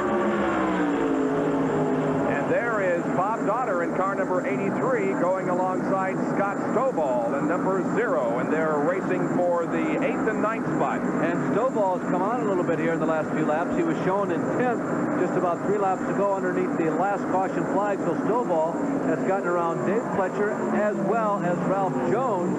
And now the 2 former ARCA champions right in front of Ralph Jones continue to race for position into the top 10. Donner, a 3-time champ. Stovall, the youngster on the outside there, a 1-time champ. Donner campaigning that 1981 Le Mans, and the number 0 car is an 86 Monte Carlo driven by Scott Stovall. And Scott Stovall in the maroon number 0, if you've been a very loyal ESPN auto racing fan since the very beginning, you might think back to 1980. Scott Stovall was one of the stars, one of the very early Auto Racing 80 shows on ESPN. We saw him run and do well as a teenager on the high banks at the Salem Superspeedway. And he was at that time kind of a mentor of Moose Myers also. That's exactly right. As a matter of fact, Moose Myers used to drive this 0 car for many, many years. And I cannot let a race go by without saying this, and I know that Scott is taping this at home, and he wants me to say it. Called him Mini Moose a couple races ago, and it still sticks. He's a big guy, I want to tell you. You don't want to get on the wrong side of Scott. That, by the way, the number 92 car here of Ralph Jones is also racing with the other 2, so it's kind of a 3-car battle here. Once again, the leader is Grant Adcox, as he puts another lap on the number 31 car, now being driven by Bill Flowers. And the interval still just about the same as it was. And the number 01 car of Dave Fletcher and Kirk Bryant in the white number 12 continue to go at it out there. This is the battle for 6th spot. Kirk Bryant is another guy that you might kind of stick away in the back of the files of your mind who may have a future in stock car racing. To see Kirk drifting just a little bit out of the fast line through Atlanta's turns 3 and 4. But remember, he won a race here a couple of years ago. As a matter of fact, I think it was this late October, early November race 2 years ago, Benny. I believe you're right, and he has a good chance in automobile racing because his father, Darrell Bryant, very knowledgeable young man, a crew chief for many, many years, crew chief for Rusty Wallace.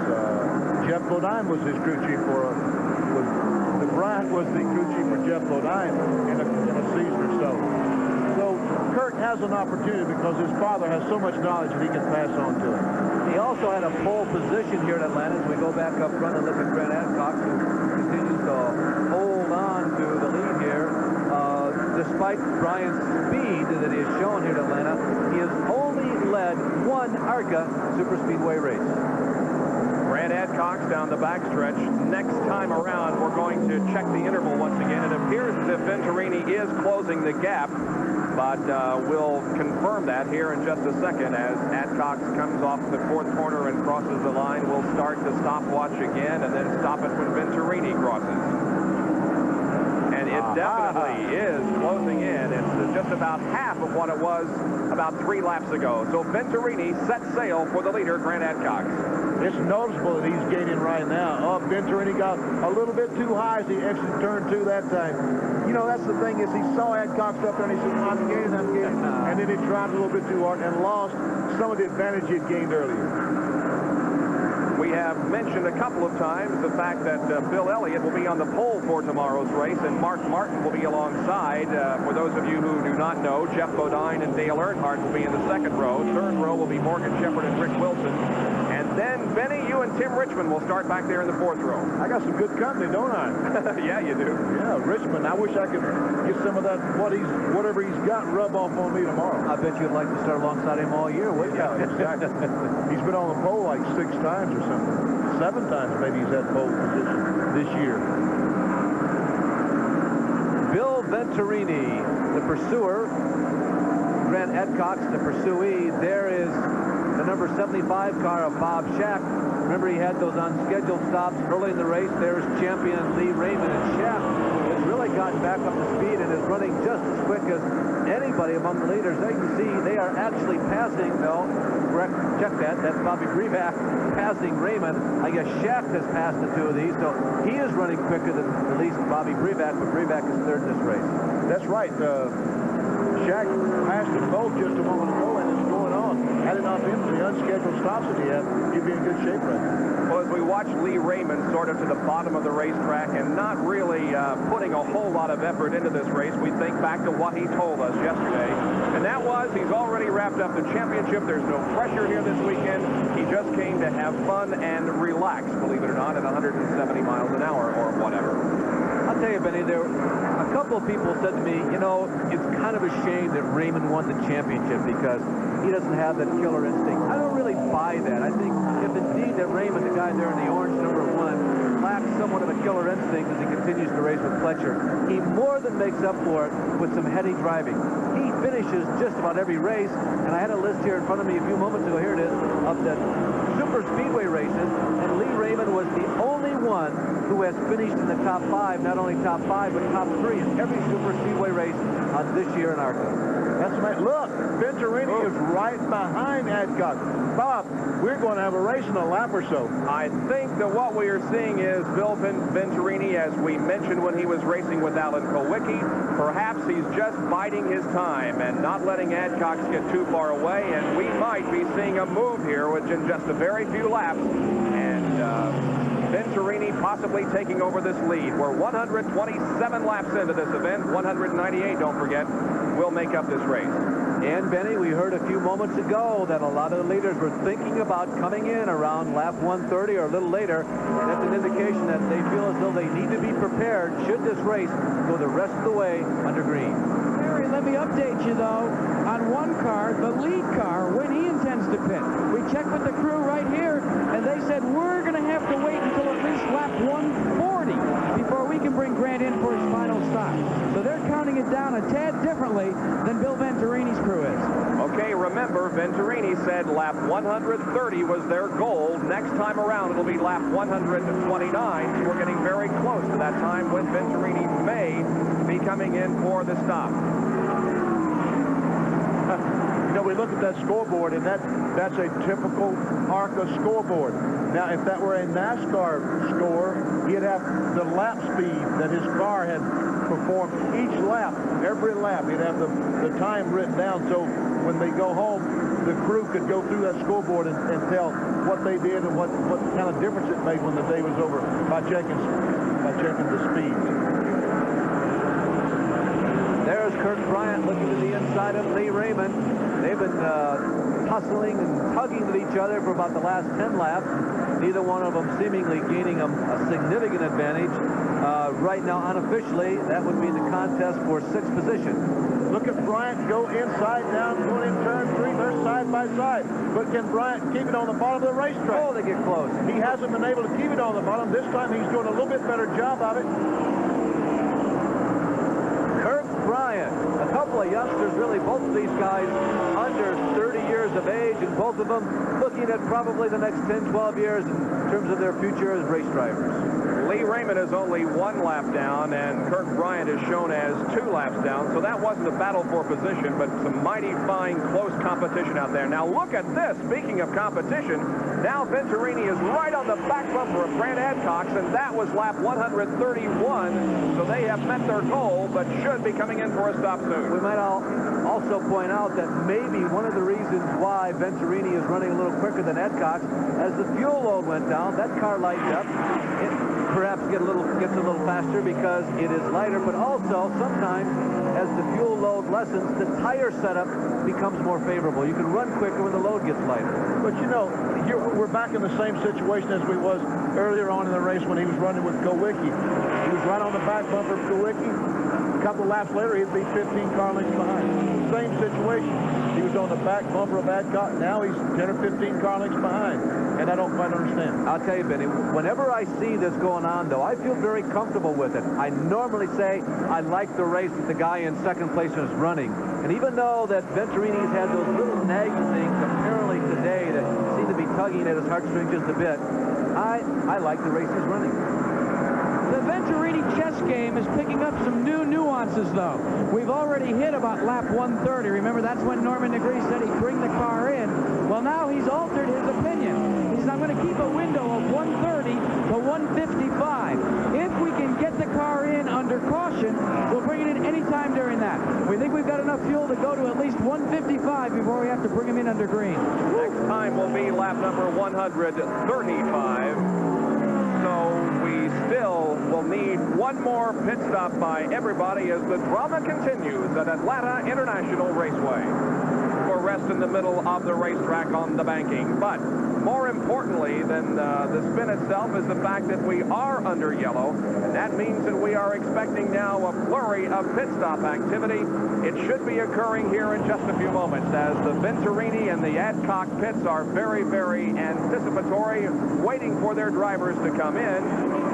The field is right now in turn number 4, and neither Adcock nor Venturini are coming in this time. They apparently think that it's going to be some time before the problem down in turn number 1 is corrected. They're going to wait as long as possible to come in and get that needed fuel. Benny, I'm absolutely astounded. I am amazed. I don't understand. I do not understand. It seems like it's the right time. We're at lap 137. The race will go 198, so you're 61 laps from the end of this race. Should be well within the window. Doesn't seem like anybody has to be stretching. What do you think, Jack? Well, it makes a lot of sense to me based on what we've been able to accrue from the different crew chiefs.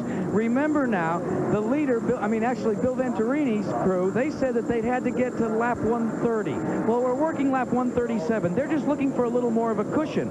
But Grant Adcox, on the other hand, said they needed to go to at least lap 140 before they came into pits. Now, granted, you don't expel or consume as much fuel during caution, but when you think it's going to be a few laps, if the leader doesn't go in, not necessary for you to go in. It is kind of monkey see, monkey do, especially in those types of situations. Well, I think the question here is how long the yellow is going to be on. The track crew has completed its job. Now here they come as both Adcox and Venturini head for pit road. Let's go down to Jack, who will call the stop by second-place runner Bill Venturini. There you see Bill Venturini coming to a halt. The crew goes over the wall to take their positions to change outside tires. Remember, what they're going to do this time with tires is change the stagger. Also getting service on the outside is Grant Adcox. Adcox further down pit road as a crew member inside the car adjusting on the right rear wedge bolt. Their crew has completed the task, at least on the right side. They're going to go to left side tires, as will Bill Venturini. Taking advantage of this caution period where they can get all the work done, they're going to put 4 new tires on Grant Adcox's machine. There's Bill Venturini's all crew going to work of fixing the lug nuts on the left side. On the top side, Adcox. On the bottom is Venturini. Your 1-2 combination in today's ARCA event. Now, who's Jack? First one is Venturini, but both will pull away first. Out will be Grant Adcox because he's further down pit road. That is absolutely right, Jack. The crews ended their jobs at just about the same time, but because Adcox was pitted further down pit road toward turn run, he gets out quick. But Bob Breback is going to be the leader of this race because he got out before either Adcox or Venturini. Well, that'll be interesting. Bobby Breback hasn't really revealed everything that he is holding in his hand today, but now we'll see what we'll see. Benny? Breback's got a big problem. He only changed 2 tires. That's right. That's right. Well, believe me, at Atlanta, that's a big problem. Yeah. Yep. Good point. That's the reason he was in and out so quickly. Changed tires on only one side, so he is at a bit of a disadvantage as he pulls up right behind the pace car and assumes command of this 198-lap race. But he, on the other hand, has only one good set of tires. Well, back in March, as we continue to look at Bobby Breback, and there goes Adcox moving up along the outside of Breback. I don't think he realizes that Bobby Breback is the leader of this race. Grant's saying, hey, you're 1 lap down, but no, Grant, that's not the way it is. Bobby is still in the lead lap, and ARCA officials are going to have to get this straightened out because Adcox thinks that he is leading. I was about to say that when we had this race back in March, Grant Adcox led more laps than anybody else, 70, although it was close. Lee Raymond led 62 2 laps. The other leaders were Ralph Jones, who we saw some flashes from earlier today, Bobby Dotter, Bobby Jacks, Bob Shack, who had those early pit stops, David Sosby, who crashed out here in the front stretch, and guess who? Mr. Venturini. Tell you what, they better get that pace car off the racetrack. He's going to get run over. That was close. Pace car is off the track, and the field is at full speed even now. The green waves and the ARCA Permatex 300 resumes once again on lap number 139. It's Freeback, then Adcox, then Bill Venturini headed into turn number 2. Bob Shack, I tell you, he could be the spoiler in this situation right now. If those two fellas don't get around pretty quick, Freeback could get away. But Adcock has cleared him. And look at him dive into the racetrack and right up behind Freeback. Look at the time he's making up coming off the corner. Boy, he's really getting a bite, Benny. Let's see if Adcox can reassume the lead here off of the 4th corner to the inside. Yes, Grant Adcox leads lap number 140, and Grant goes back on top. There we saw. That was evident just how much of an advantage 4 tires is as compared to 2.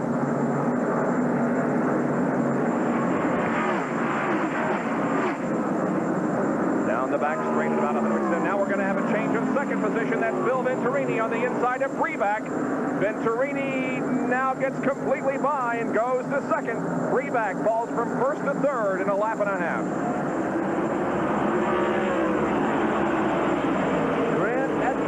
Chattanooga, Tennessee. Bill Venturini from Chicago, Illinois. I don't know, is that the north versus the south? No, I don't think so. Those days are certainly past. Certainly for ARCA, it's everybody into the fish pond together, and these are a couple of people who have performed well in 1986 in ARCA racing. For that matter, so has Freeback there, who is running in 3rd position, and it's almost like it should be. It's really a shame that Kowicki dropped out of this race, but it is very appropriate that Adcox and Venturini looks like that they are going to be the ones slugging it out here for the win in Atlanta. Yeah, Bob Freeback, we saw him go in the corner. We watched him go in, and the last time he went up the racetrack. That's just evidence of not having left side tires. The right sides will carry up. If you're able to put left sides on, you're able to stay lower on the racetrack. But, you know, the question is, as Jack Arute mentioned a moment ago from down in the pits, those fellows don't have tires sitting every place because 4 tires, a set of tires for a race car is $600. You know, maybe Bob Freeback doesn't have $600 to spend on the chance that he can win the race. We're watching Bob Freeback and Bob Shack in car number 75. Now, Freeback is on the lead lap.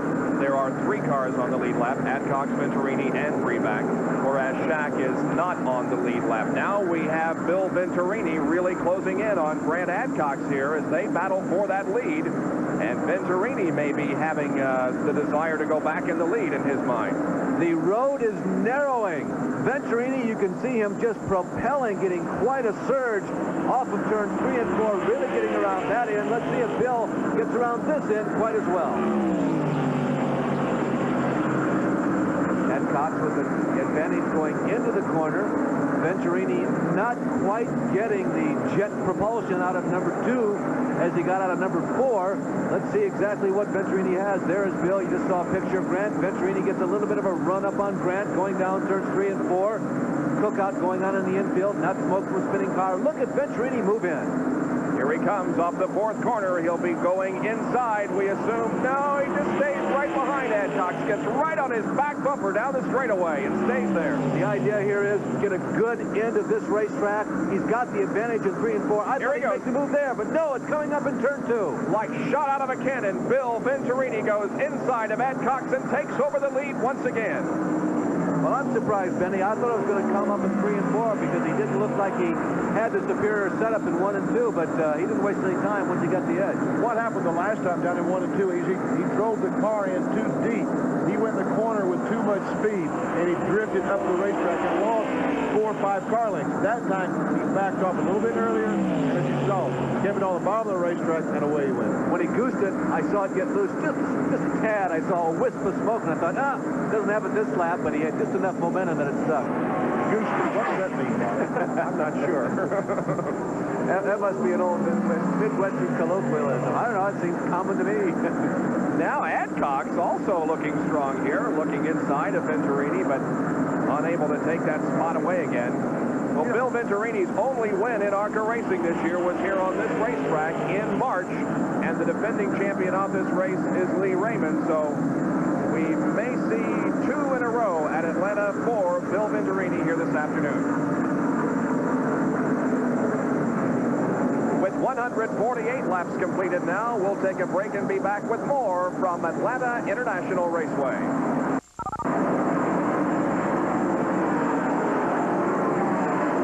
We are 149 laps into a 198-lap race. It's been a race primarily dominated, well, not dominated, but at least Bill Venturini has been involved in the lead most of the day. Alan Kulwicki led a great portion of this race. Grant Adcox has led, but Bill Venturini has the top spot again. Bob, earlier we mentioned that about 70 drivers entered the race here this weekend in Atlanta. 38, by the way, were officially classified as rookies, to give you an idea of what's happening in ARCA racing. Of course, many of the veterans, the guys who've been around the last 5 or 6 years, qualified easily, but for many of the people in mid-pack, it was a difficult field to get into because so many people entered, and among those people who are not going to get in, you're going to have 30 cars or so that aren't going to qualify. At least half of them are going to be in a position where they hit just the right setup and crank off a good lap, and one of those regulars who attends week after week is just going to be closed out. Some of the people who didn't make it, Trevor Boyes was here, he didn't qualify. Ricky Vanador from down here in South Carolina. Kevin LePage in his own car, although Kevin was able to get a ride in another ARCA machine for this race. Reno Fontana from Houston, Texas, was in a Ronnie Thomas car. He didn't qualify. Morris Kaufman from Plainfield, Indiana. Ed Marie from Kannapolis. That was a Booby Harrington fielded machine.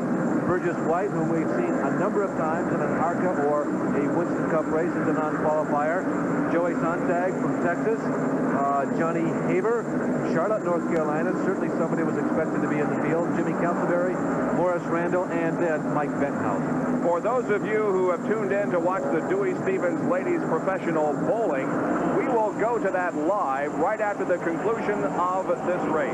And then at 4:30 Eastern Time, we invite you to stay tuned for the Seiko Tucson Match Play Championship. Match play format with the winner moving on to the next round. Some of the players competing: Tom Watson and Bob Tway, Calvin Peete. Defending champion is Jim Thorpe. That's at 4:30 this afternoon here on ESPN. And then tonight, boy, it should be a tremendous football game as Penn State goes up against West Virginia. Now look at this. Here comes Grant Adcox back on Venturini. Larry, tell me what's going on, or Jack, tell me what's going on there. I got to believe, Benny, that both cars are so evenly matched that the slightest little variance in tire temperatures, fuel load, adjusting the weight of the car, traffic, the slightest little variance comes up and it causes a dramatic change in the complexion between the two cars. Here's a great race for 7th position. It involves the 83 of Bob Dotter and the 12 of Kirk Bryant. They touched last time around, but now Bryant makes the pass and goes into that 7th position. And talking about near the front, there are Adcox and Venturini again as they go at it. And look, now that's the number 11 yeah, car. I thought it was Preback too. Yeah. That's Jerry Churchill, though, who got in the car after Bobby Waywack started. It looked like Bobby Preback for a while.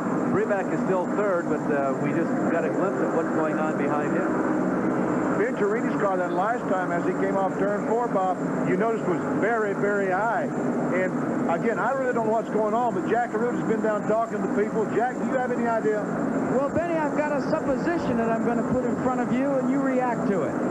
You know, one of the keys to being successful in the Winston Cup division is consistency. That ability to go out there and turn lap after lap after lap consistently within 1/10 of a second. If you can't do that, you go up there and maybe you go back down to the Automobile Racing Club of America or the American Speed Association. As I've been looking at the lap times, that's been what's been happening to these two cars, Venturini and Adcox. Both of them have been very erratic in terms of lap times. And some of that, of course, is due to traffic, but some of it, I think, as well, is due to the fact that they don't have as many miles on a super speedway at 160 miles per hour plus as maybe a Benny Parsons or a Darrell Waltrip has. You know, I suppose that really is the situation. Is that They just don't know exactly what that car is. And look, Adcock is alongside Venturini. No, has to fall back. But I think Jack is right. You know, they just don't have that lap after lap to know exactly what their car is going to do when they go in turn 3 or exit turn 4. They're kind of feeling their way around the racetrack, but they're learning. And remember, Venturini, we were told earlier in the race, his neck brace broke, and so he is having to deal with that problem in addition to everything else that's going on out there on the racetrack. Venturini leads Adcox. Now, here is a replay, and this is how close the racing is. There's Kurt Brown and Bob Dotter, and Brian goes up, touches Dotter in the left rear, and the car starts sideways, and Kurt Bryant backed off, let him straighten the car out. Thank goodness he did. We could have had a serious crash coming off turn 4. That was 6. They were jousting away for 6th position. They trail Ralph Jones at number 92 for 5th. Lee Raymond is 4th. And of course, we talked about the 3 that are on their own in terms of the lead lap. That other car there to the inside of the racetrack is the number 10, driven by Rick O'Brien from Normal, Illinois, a guy that we used to watch run USAC stocks on the dirt over in Springfield. We used to televise races from over there. As a matter of fact, Bob, talking about that, as well as picking up on the point that Jack and Benny just made, this division runs on so many different kinds of racetracks. You have to admire it from that standpoint, but it really does put you at a disadvantage when you come down to a super speedway, going from a quarter-mile pavement to a mile dirt to a mile-and-a-half paved high-bank super speedway. That's how close the battle for the lead is right there. It's Venturini and Adcox. Now we go back and check on the battle for 5th position. The number 92 car is driven by Ralph Jones, and the 83 machine is Bob Dotter. Dotter goes to the inside off the 4th turn. He may have this position. Side by side as they cross the line, that slower car, the number 6 car, Ronnie Adams, may play a factor. Jones holds on to 5th. I tell you what, 3 abreast going down in turn 1, that's not the way to do it. Tracy Leslie swishing back and forth. He's at least a lap down to Jones and Dotter, who is leading this quartet down the backstretch, singing a harmony, singing harmonious tunes, the engines at full song as they go down into the 1/2 mile long turn 3 and 4. There is Tracy Leslie is running really quick, but he hasn't been able to hold on the line to get around Dotter. Well, he is not on the same lap as Dotter or Jones, but is certainly battling right alongside with them and affecting it somewhat. He's to the low side of Dotter now in turn 2. Go ahead, Benny. He don't care if he's on the lead lap. He's racing. That's what he's doing. Right where we saw Sosby, or rather Keselowski, get into Kowicki. There is Bob Dotter from Chicago, Illinois, in that 1981 machine. Ralph Jones in car number 92 right ahead of him, 86 Thunderbird.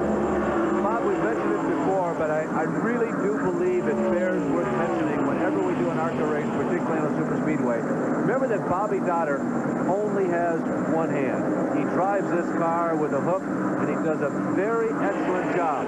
As Jack said earlier about the pit crew of Bill Venturini, it's not a publicity stunt. Bobby Dotter is a 3-time champion of ARCA, and he handles the car quite well.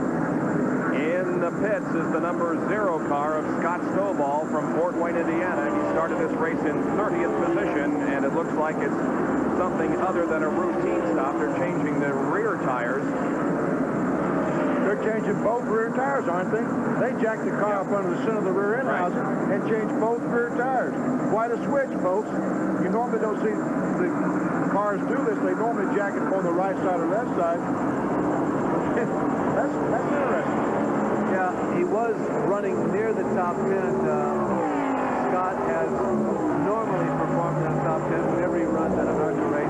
Benny, that again might have been part of that inexperience in the super speedways. He might have been complaining about a vibration in the back. So what do you do? Well, let's change both tires and try and get rid of it. Look at Adcox gain on Venturini as they go in turn 3. But then as they exit, the advantage seems to go away, and Venturini holds the advantage.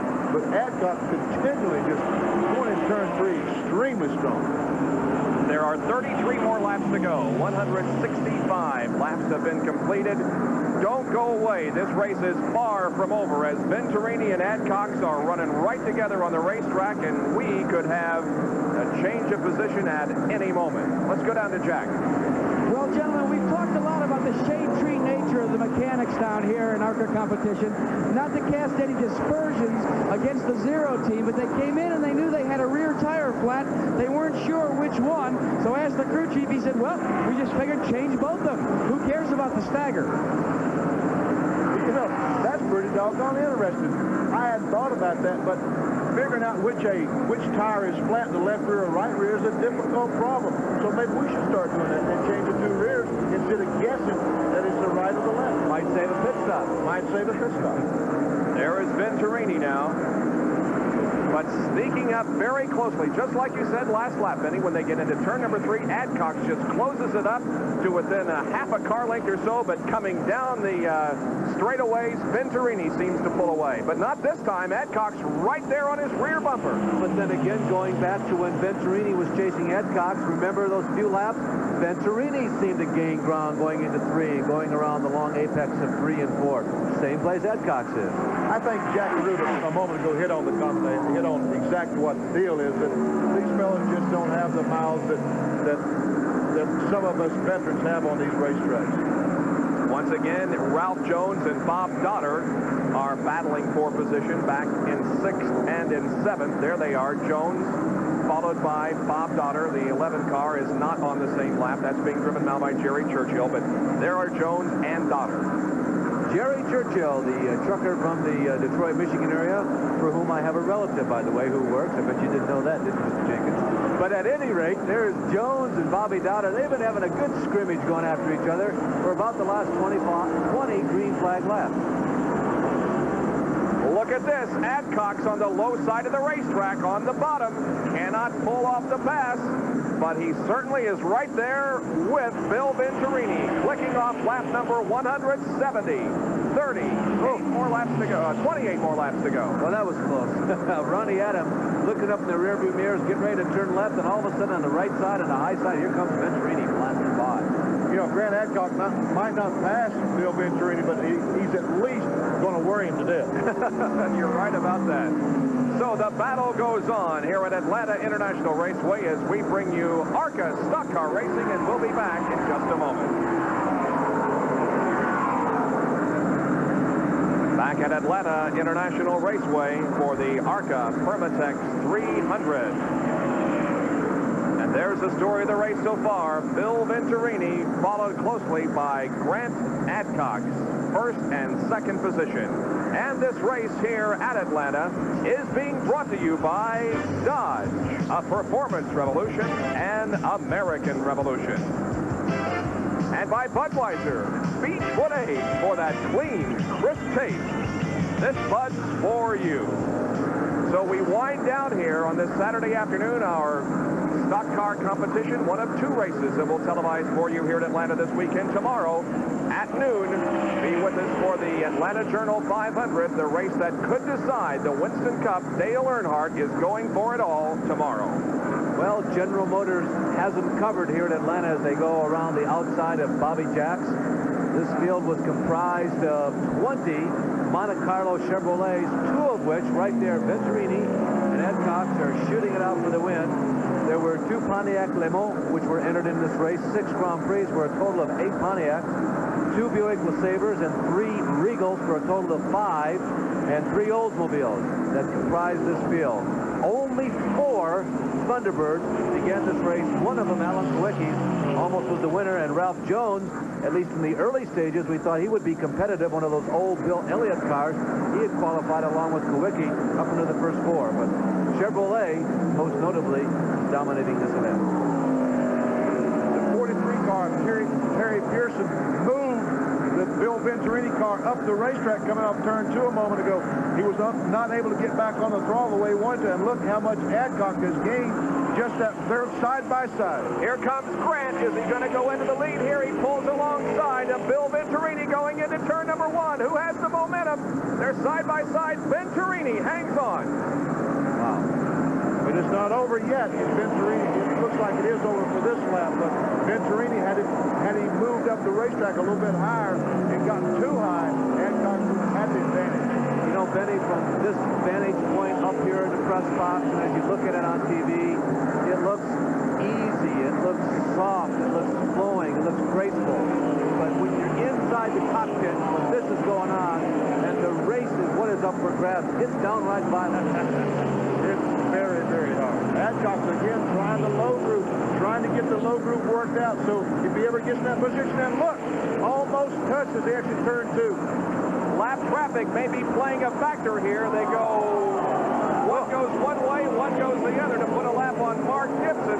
Venturini and Adcock now both going to the high side to get around Gary Newper. And for the moment, Venturini opens up just a little bit of breathing room. That was close. If that car, if Newper hadn't been there, I believe Adcock would have the lead. Now they go 3 wide going into turn number 1. And all of this is not playing well for Grant Adcock because he has lost a little bit of distance. The 0-1 of Dave Fletcher is in for a pit stop, and he was running in 9th spot.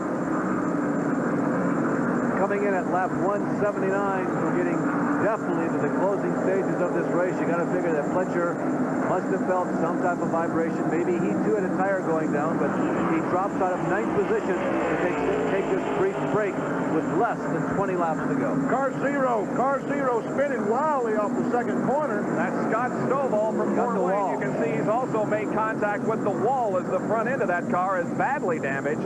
So Scott Stovall will bring out caution period number 6. Okay, we saw at Indianapolis earlier this year how a late caution flag can really be a factor in a race. Benny, you commented about Grant Adcock's start earlier in this event. Now he'll be lined up in second behind Venturini. Let's see how they play it.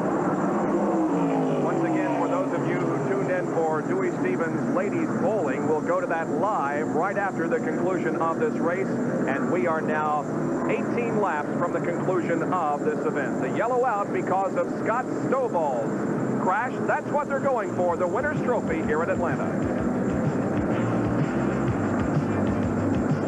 Well, there won't be that kind of body slamming tomorrow during the Winston Cup race, but we expect a great one at noon tomorrow here in Atlanta. Right now in this ARCA race, Bill Venturini trying to hold off Grant Adcock. Let's try to talk to Bill Venturini on the radio. The caution flag continues to stay out for one more lap.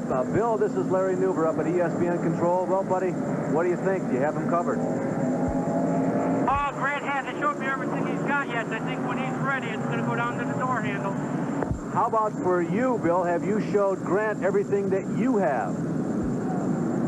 When he pulls alongside of me, you'll know. Yeah, we've been running pretty fast.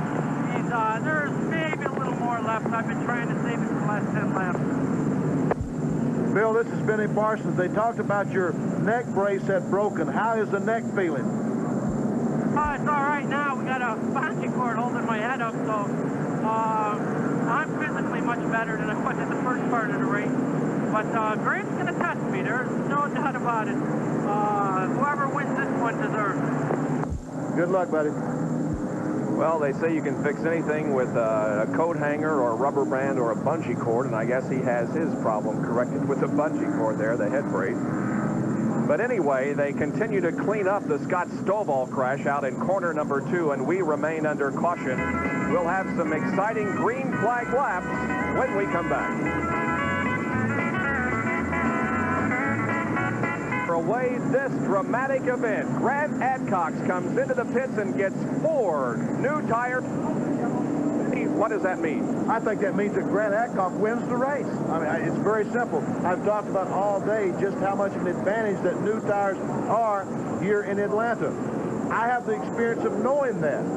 Venturini, Breback, those guys don't realize that. Grant Adcock's been around Winston Cup racing more than any of the rest of them. He knows what advantage it is, and I think Jack Root will back me up on that. Jack?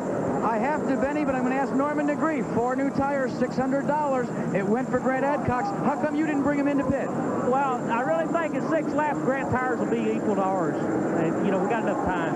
Well, we're going to have to wait and see. We won't have to wait too long, though, because we're fixing to go back to green.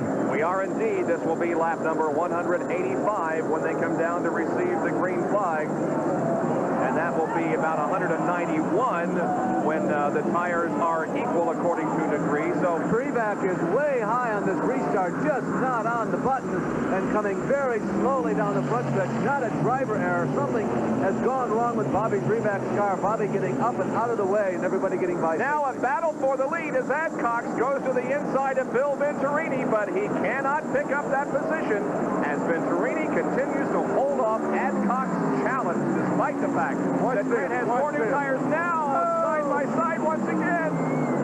That is Adcox to the bottom of the racetrack and Venturini up high. Let's see what happens as they come onto the straightaway. Side-by-side racing. Adcox may go for it once again, going into turn number 1. Side-by-side stock car racing from Atlanta International Raceway, and Adcox has the lead. He takes the lead, although it's tenuous at this point, with about, what are we talking, 12 laps to go here. Benny, does he have enough time to get those tires? Does Venturini have enough time to get the tires to equate? What do you think? I don't think so. I don't think Preback, we see him in the pits or looking under the car. I think he's probably got a transmission problem. But no, Grant Adcox is gone. That's a tough break for Bob Preback, who ran so well during this entire race. He started the race in 7th position, was in 3rd, and when they dropped the green flag to come off of that caution period, the car just would not go, and it is currently in the pit area. They lower it down from the jacks and they push it back out onto the racetrack, but Bob Preback will relinquish that 3rd position. Now you can see how Adcox has opened up some racetrack between himself and Bill Venturini as they come down once again to complete lap 188. 10 to go. And with Preback's retirement, or at least setback, he's going to try. He's going back out on the racetrack. You know who that moves up in the 3rd place? We talked about it at the beginning of the race. He seems to have the uncanny ability to do that. Lee Raymond. Right. Series champion whose series championship came this year not because of wins, but because of consistency. It has been a very consistent performance for Lee Raymond all this year. His only win came a year ago in this race. Now, ARCA used to begin their season for the next season here in this November race, but it ends the 1986 campaign this year. There we see Venturini. He's trying to catch Grant Adcox, but he just doesn't have the tires. The harder he tries, the more he goes up the racetrack. Benny, I don't know whether your comment came on the air or off the air, but I know you said that Adcox is going to win this race by about a straightaway, and I think you're going to be pretty accurate because it's about a half a straightaway now, and Adcox continues to pull away as lap number 190 is clicked off the board. Well, I think that we saw it right there. We're evident just how important new tires are in Atlanta. Also trailing along in 3rd place on the racetrack is Bob Schaff. There goes Venturini, sandwiched between the number 2 car of Grant Adcox. There you see on the left of your screen, Schaff is just off to the right. Schaff, for his brand new sponsor, Wealth Unlimited, has turned in a good race once he got over the first 5 or 10 laps. Difficult time for him in the early going, but he's been strong since then. And in what appears to be a very gentlemanly gesture, Benny, he has moved out of the way and let Venturini and Adcox go at it. That's what he should do. Because at this point, with 6 laps to go, what he does really doesn't make that much difference. Well, Jack Arute is in victory lane waiting for this race to conclude, but has this observation. Well, actually, Bob, we're within earshot of victory lane. We're in Bill Venturini's pit. We talked about the 4 tires that went on Grant Adcox's car. You want to know why 4 didn't go on this team? There aren't any. These are all the tires that came off during the course of the event. They didn't have any more tires to put on. So that could spell the difference, or I think we could definitely say it has spelled the difference in this race. As Grant Adcox is now moving well away from Bill Venturini and about to add his 4th victory of 1986 to his credit. His wins have come at Daytona, 2 at Talladega, and here on the Super Speedway at Atlanta. Certainly ARCA's Super Speedway superstar. Yeah, he really is. And by the way, that is not a sweep with 5 laps to go of the Super Speedways. There have been 6 altogether, but as you so aptly pointed out, Bob, that says it. Super Speedway superstar. a little bit better than I thought he would, because I said Adcock would win by straightaway, and it's just about a half straightaway. So Venturini, my hat's off to him. He's doing a super job with something that he just don't have the horses to win right now. 4 more laps to go. 4 more circuits around this 1.522-mile oval here at Atlanta, and this race will be history. In third position is Lee Raymond, a lap down. Fourth now, 2 laps down, is Kirk Bryant, and fifth, also 2 laps down, is Ralph Jones, who started the race in 4th position. Grant Adcox moving up behind a slower car in turn number 4. They'll go to the inside. That's Bob. No, it is not. That is the number 4 car of Harry Cooper that he is lapping. And there you can see the Adcox pit crew showing him dollar signs. You got to finish the race. You know, there's still 4 laps to go. Adcox, who came into this race, ranked 2nd in the number of laps led. He has led 250, 4 different races. Lee Raymond, I think we told you earlier, has led more laps this season than anybody, having led 9 different races, 261 laps coming into today. Bobby Jack was 3rd, Jack was 4th, and Brett Bodine in the space of 1 race last October here was 5th in laps led for the whole season. He led 170 laps. Grant Adcox is 36 years of age. He hails from Chattanooga, Tennessee, and is a truck sales manager for Adcox Kirby Chevrolet. And right now his Chevrolet is in the lead. Down the backstretch, heading into turn number 3. Harold Kinder, the official starter for the NASCAR Winston Cup Series, is the flag man, and he has the white flag furled. Now it becomes unfurled, and the white flag goes out to Grant Adcox. 1 more left to go. Bill Venturini about a half a straightaway behind, but it looks like as though Grant Adcox is going to win this race here at Atlanta. He comes off the second corner, down the backstretch once again. There isn't a whole lot of traffic between himself and the checkered flag, so he shouldn't have much traffic to worry about. He's between turns 3 and 4 now. In turn number 4, coming off onto the straightaway, Grant Adcox wins the ARCA Permatex 300 here at Atlanta. Bill Venturini crosses the line in 2nd position. Those are the only 2 cars on the lead lap. And there's the celebration of the Adcox crew, and there is the trophy that Grant will be putting in the back of the car. That fellow that was holding up the board a moment ago with a money sign on it, I think that was Bob Brown, his engine builder. That probably meant I'm going to get paid. Adcox had told me yesterday that next year he was going to go after the ARCA Championship. Not that he didn't this year, but he felt that his experience on the short tracks, and particularly the dirt race track, really held him back. They had a race in the mile dirt that was won by whom else? Dean Roper about a month and a half ago, and Grant won the whole race, or ran the whole race, but he finished a lap down. Unfortunately, there were like 9 cars in the lead lap, but Grant said that, you know, next year I'm going to really put some effort into doing well on those racetracks where I'm a little weaker at, and I hope to be champ. Well, Grant takes an insurance lap. We look at the top 5 finishers. Venturini 2nd, Lee Raymond finished 3rd, a lap down. Bob Freeback, despite the fact that he had major problems toward the end of the race, had enough laps to finish in 4th. He was 2 laps to the rears, and Kirk Bryant finished in 5th, also 2 laps down.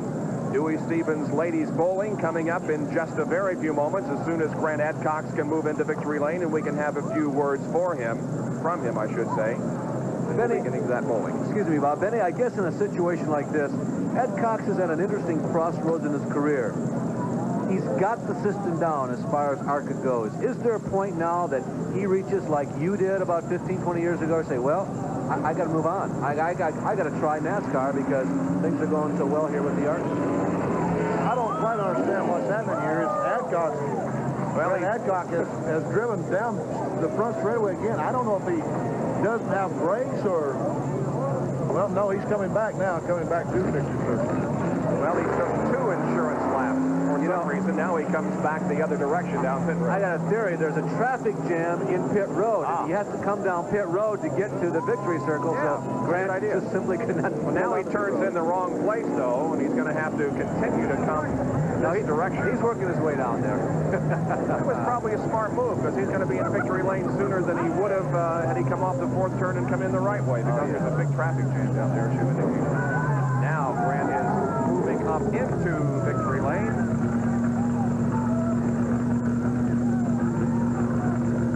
ARCA officials and crew members there to greet him.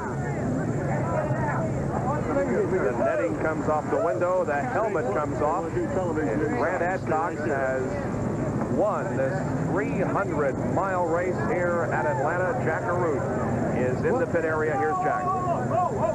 Grant, congratulations. They almost pulled us right out of it talking to each other. A great run. 4 tires seemed to make the difference, though. It did. We had a right rear going away, and I knew we had to have some, so we just took them.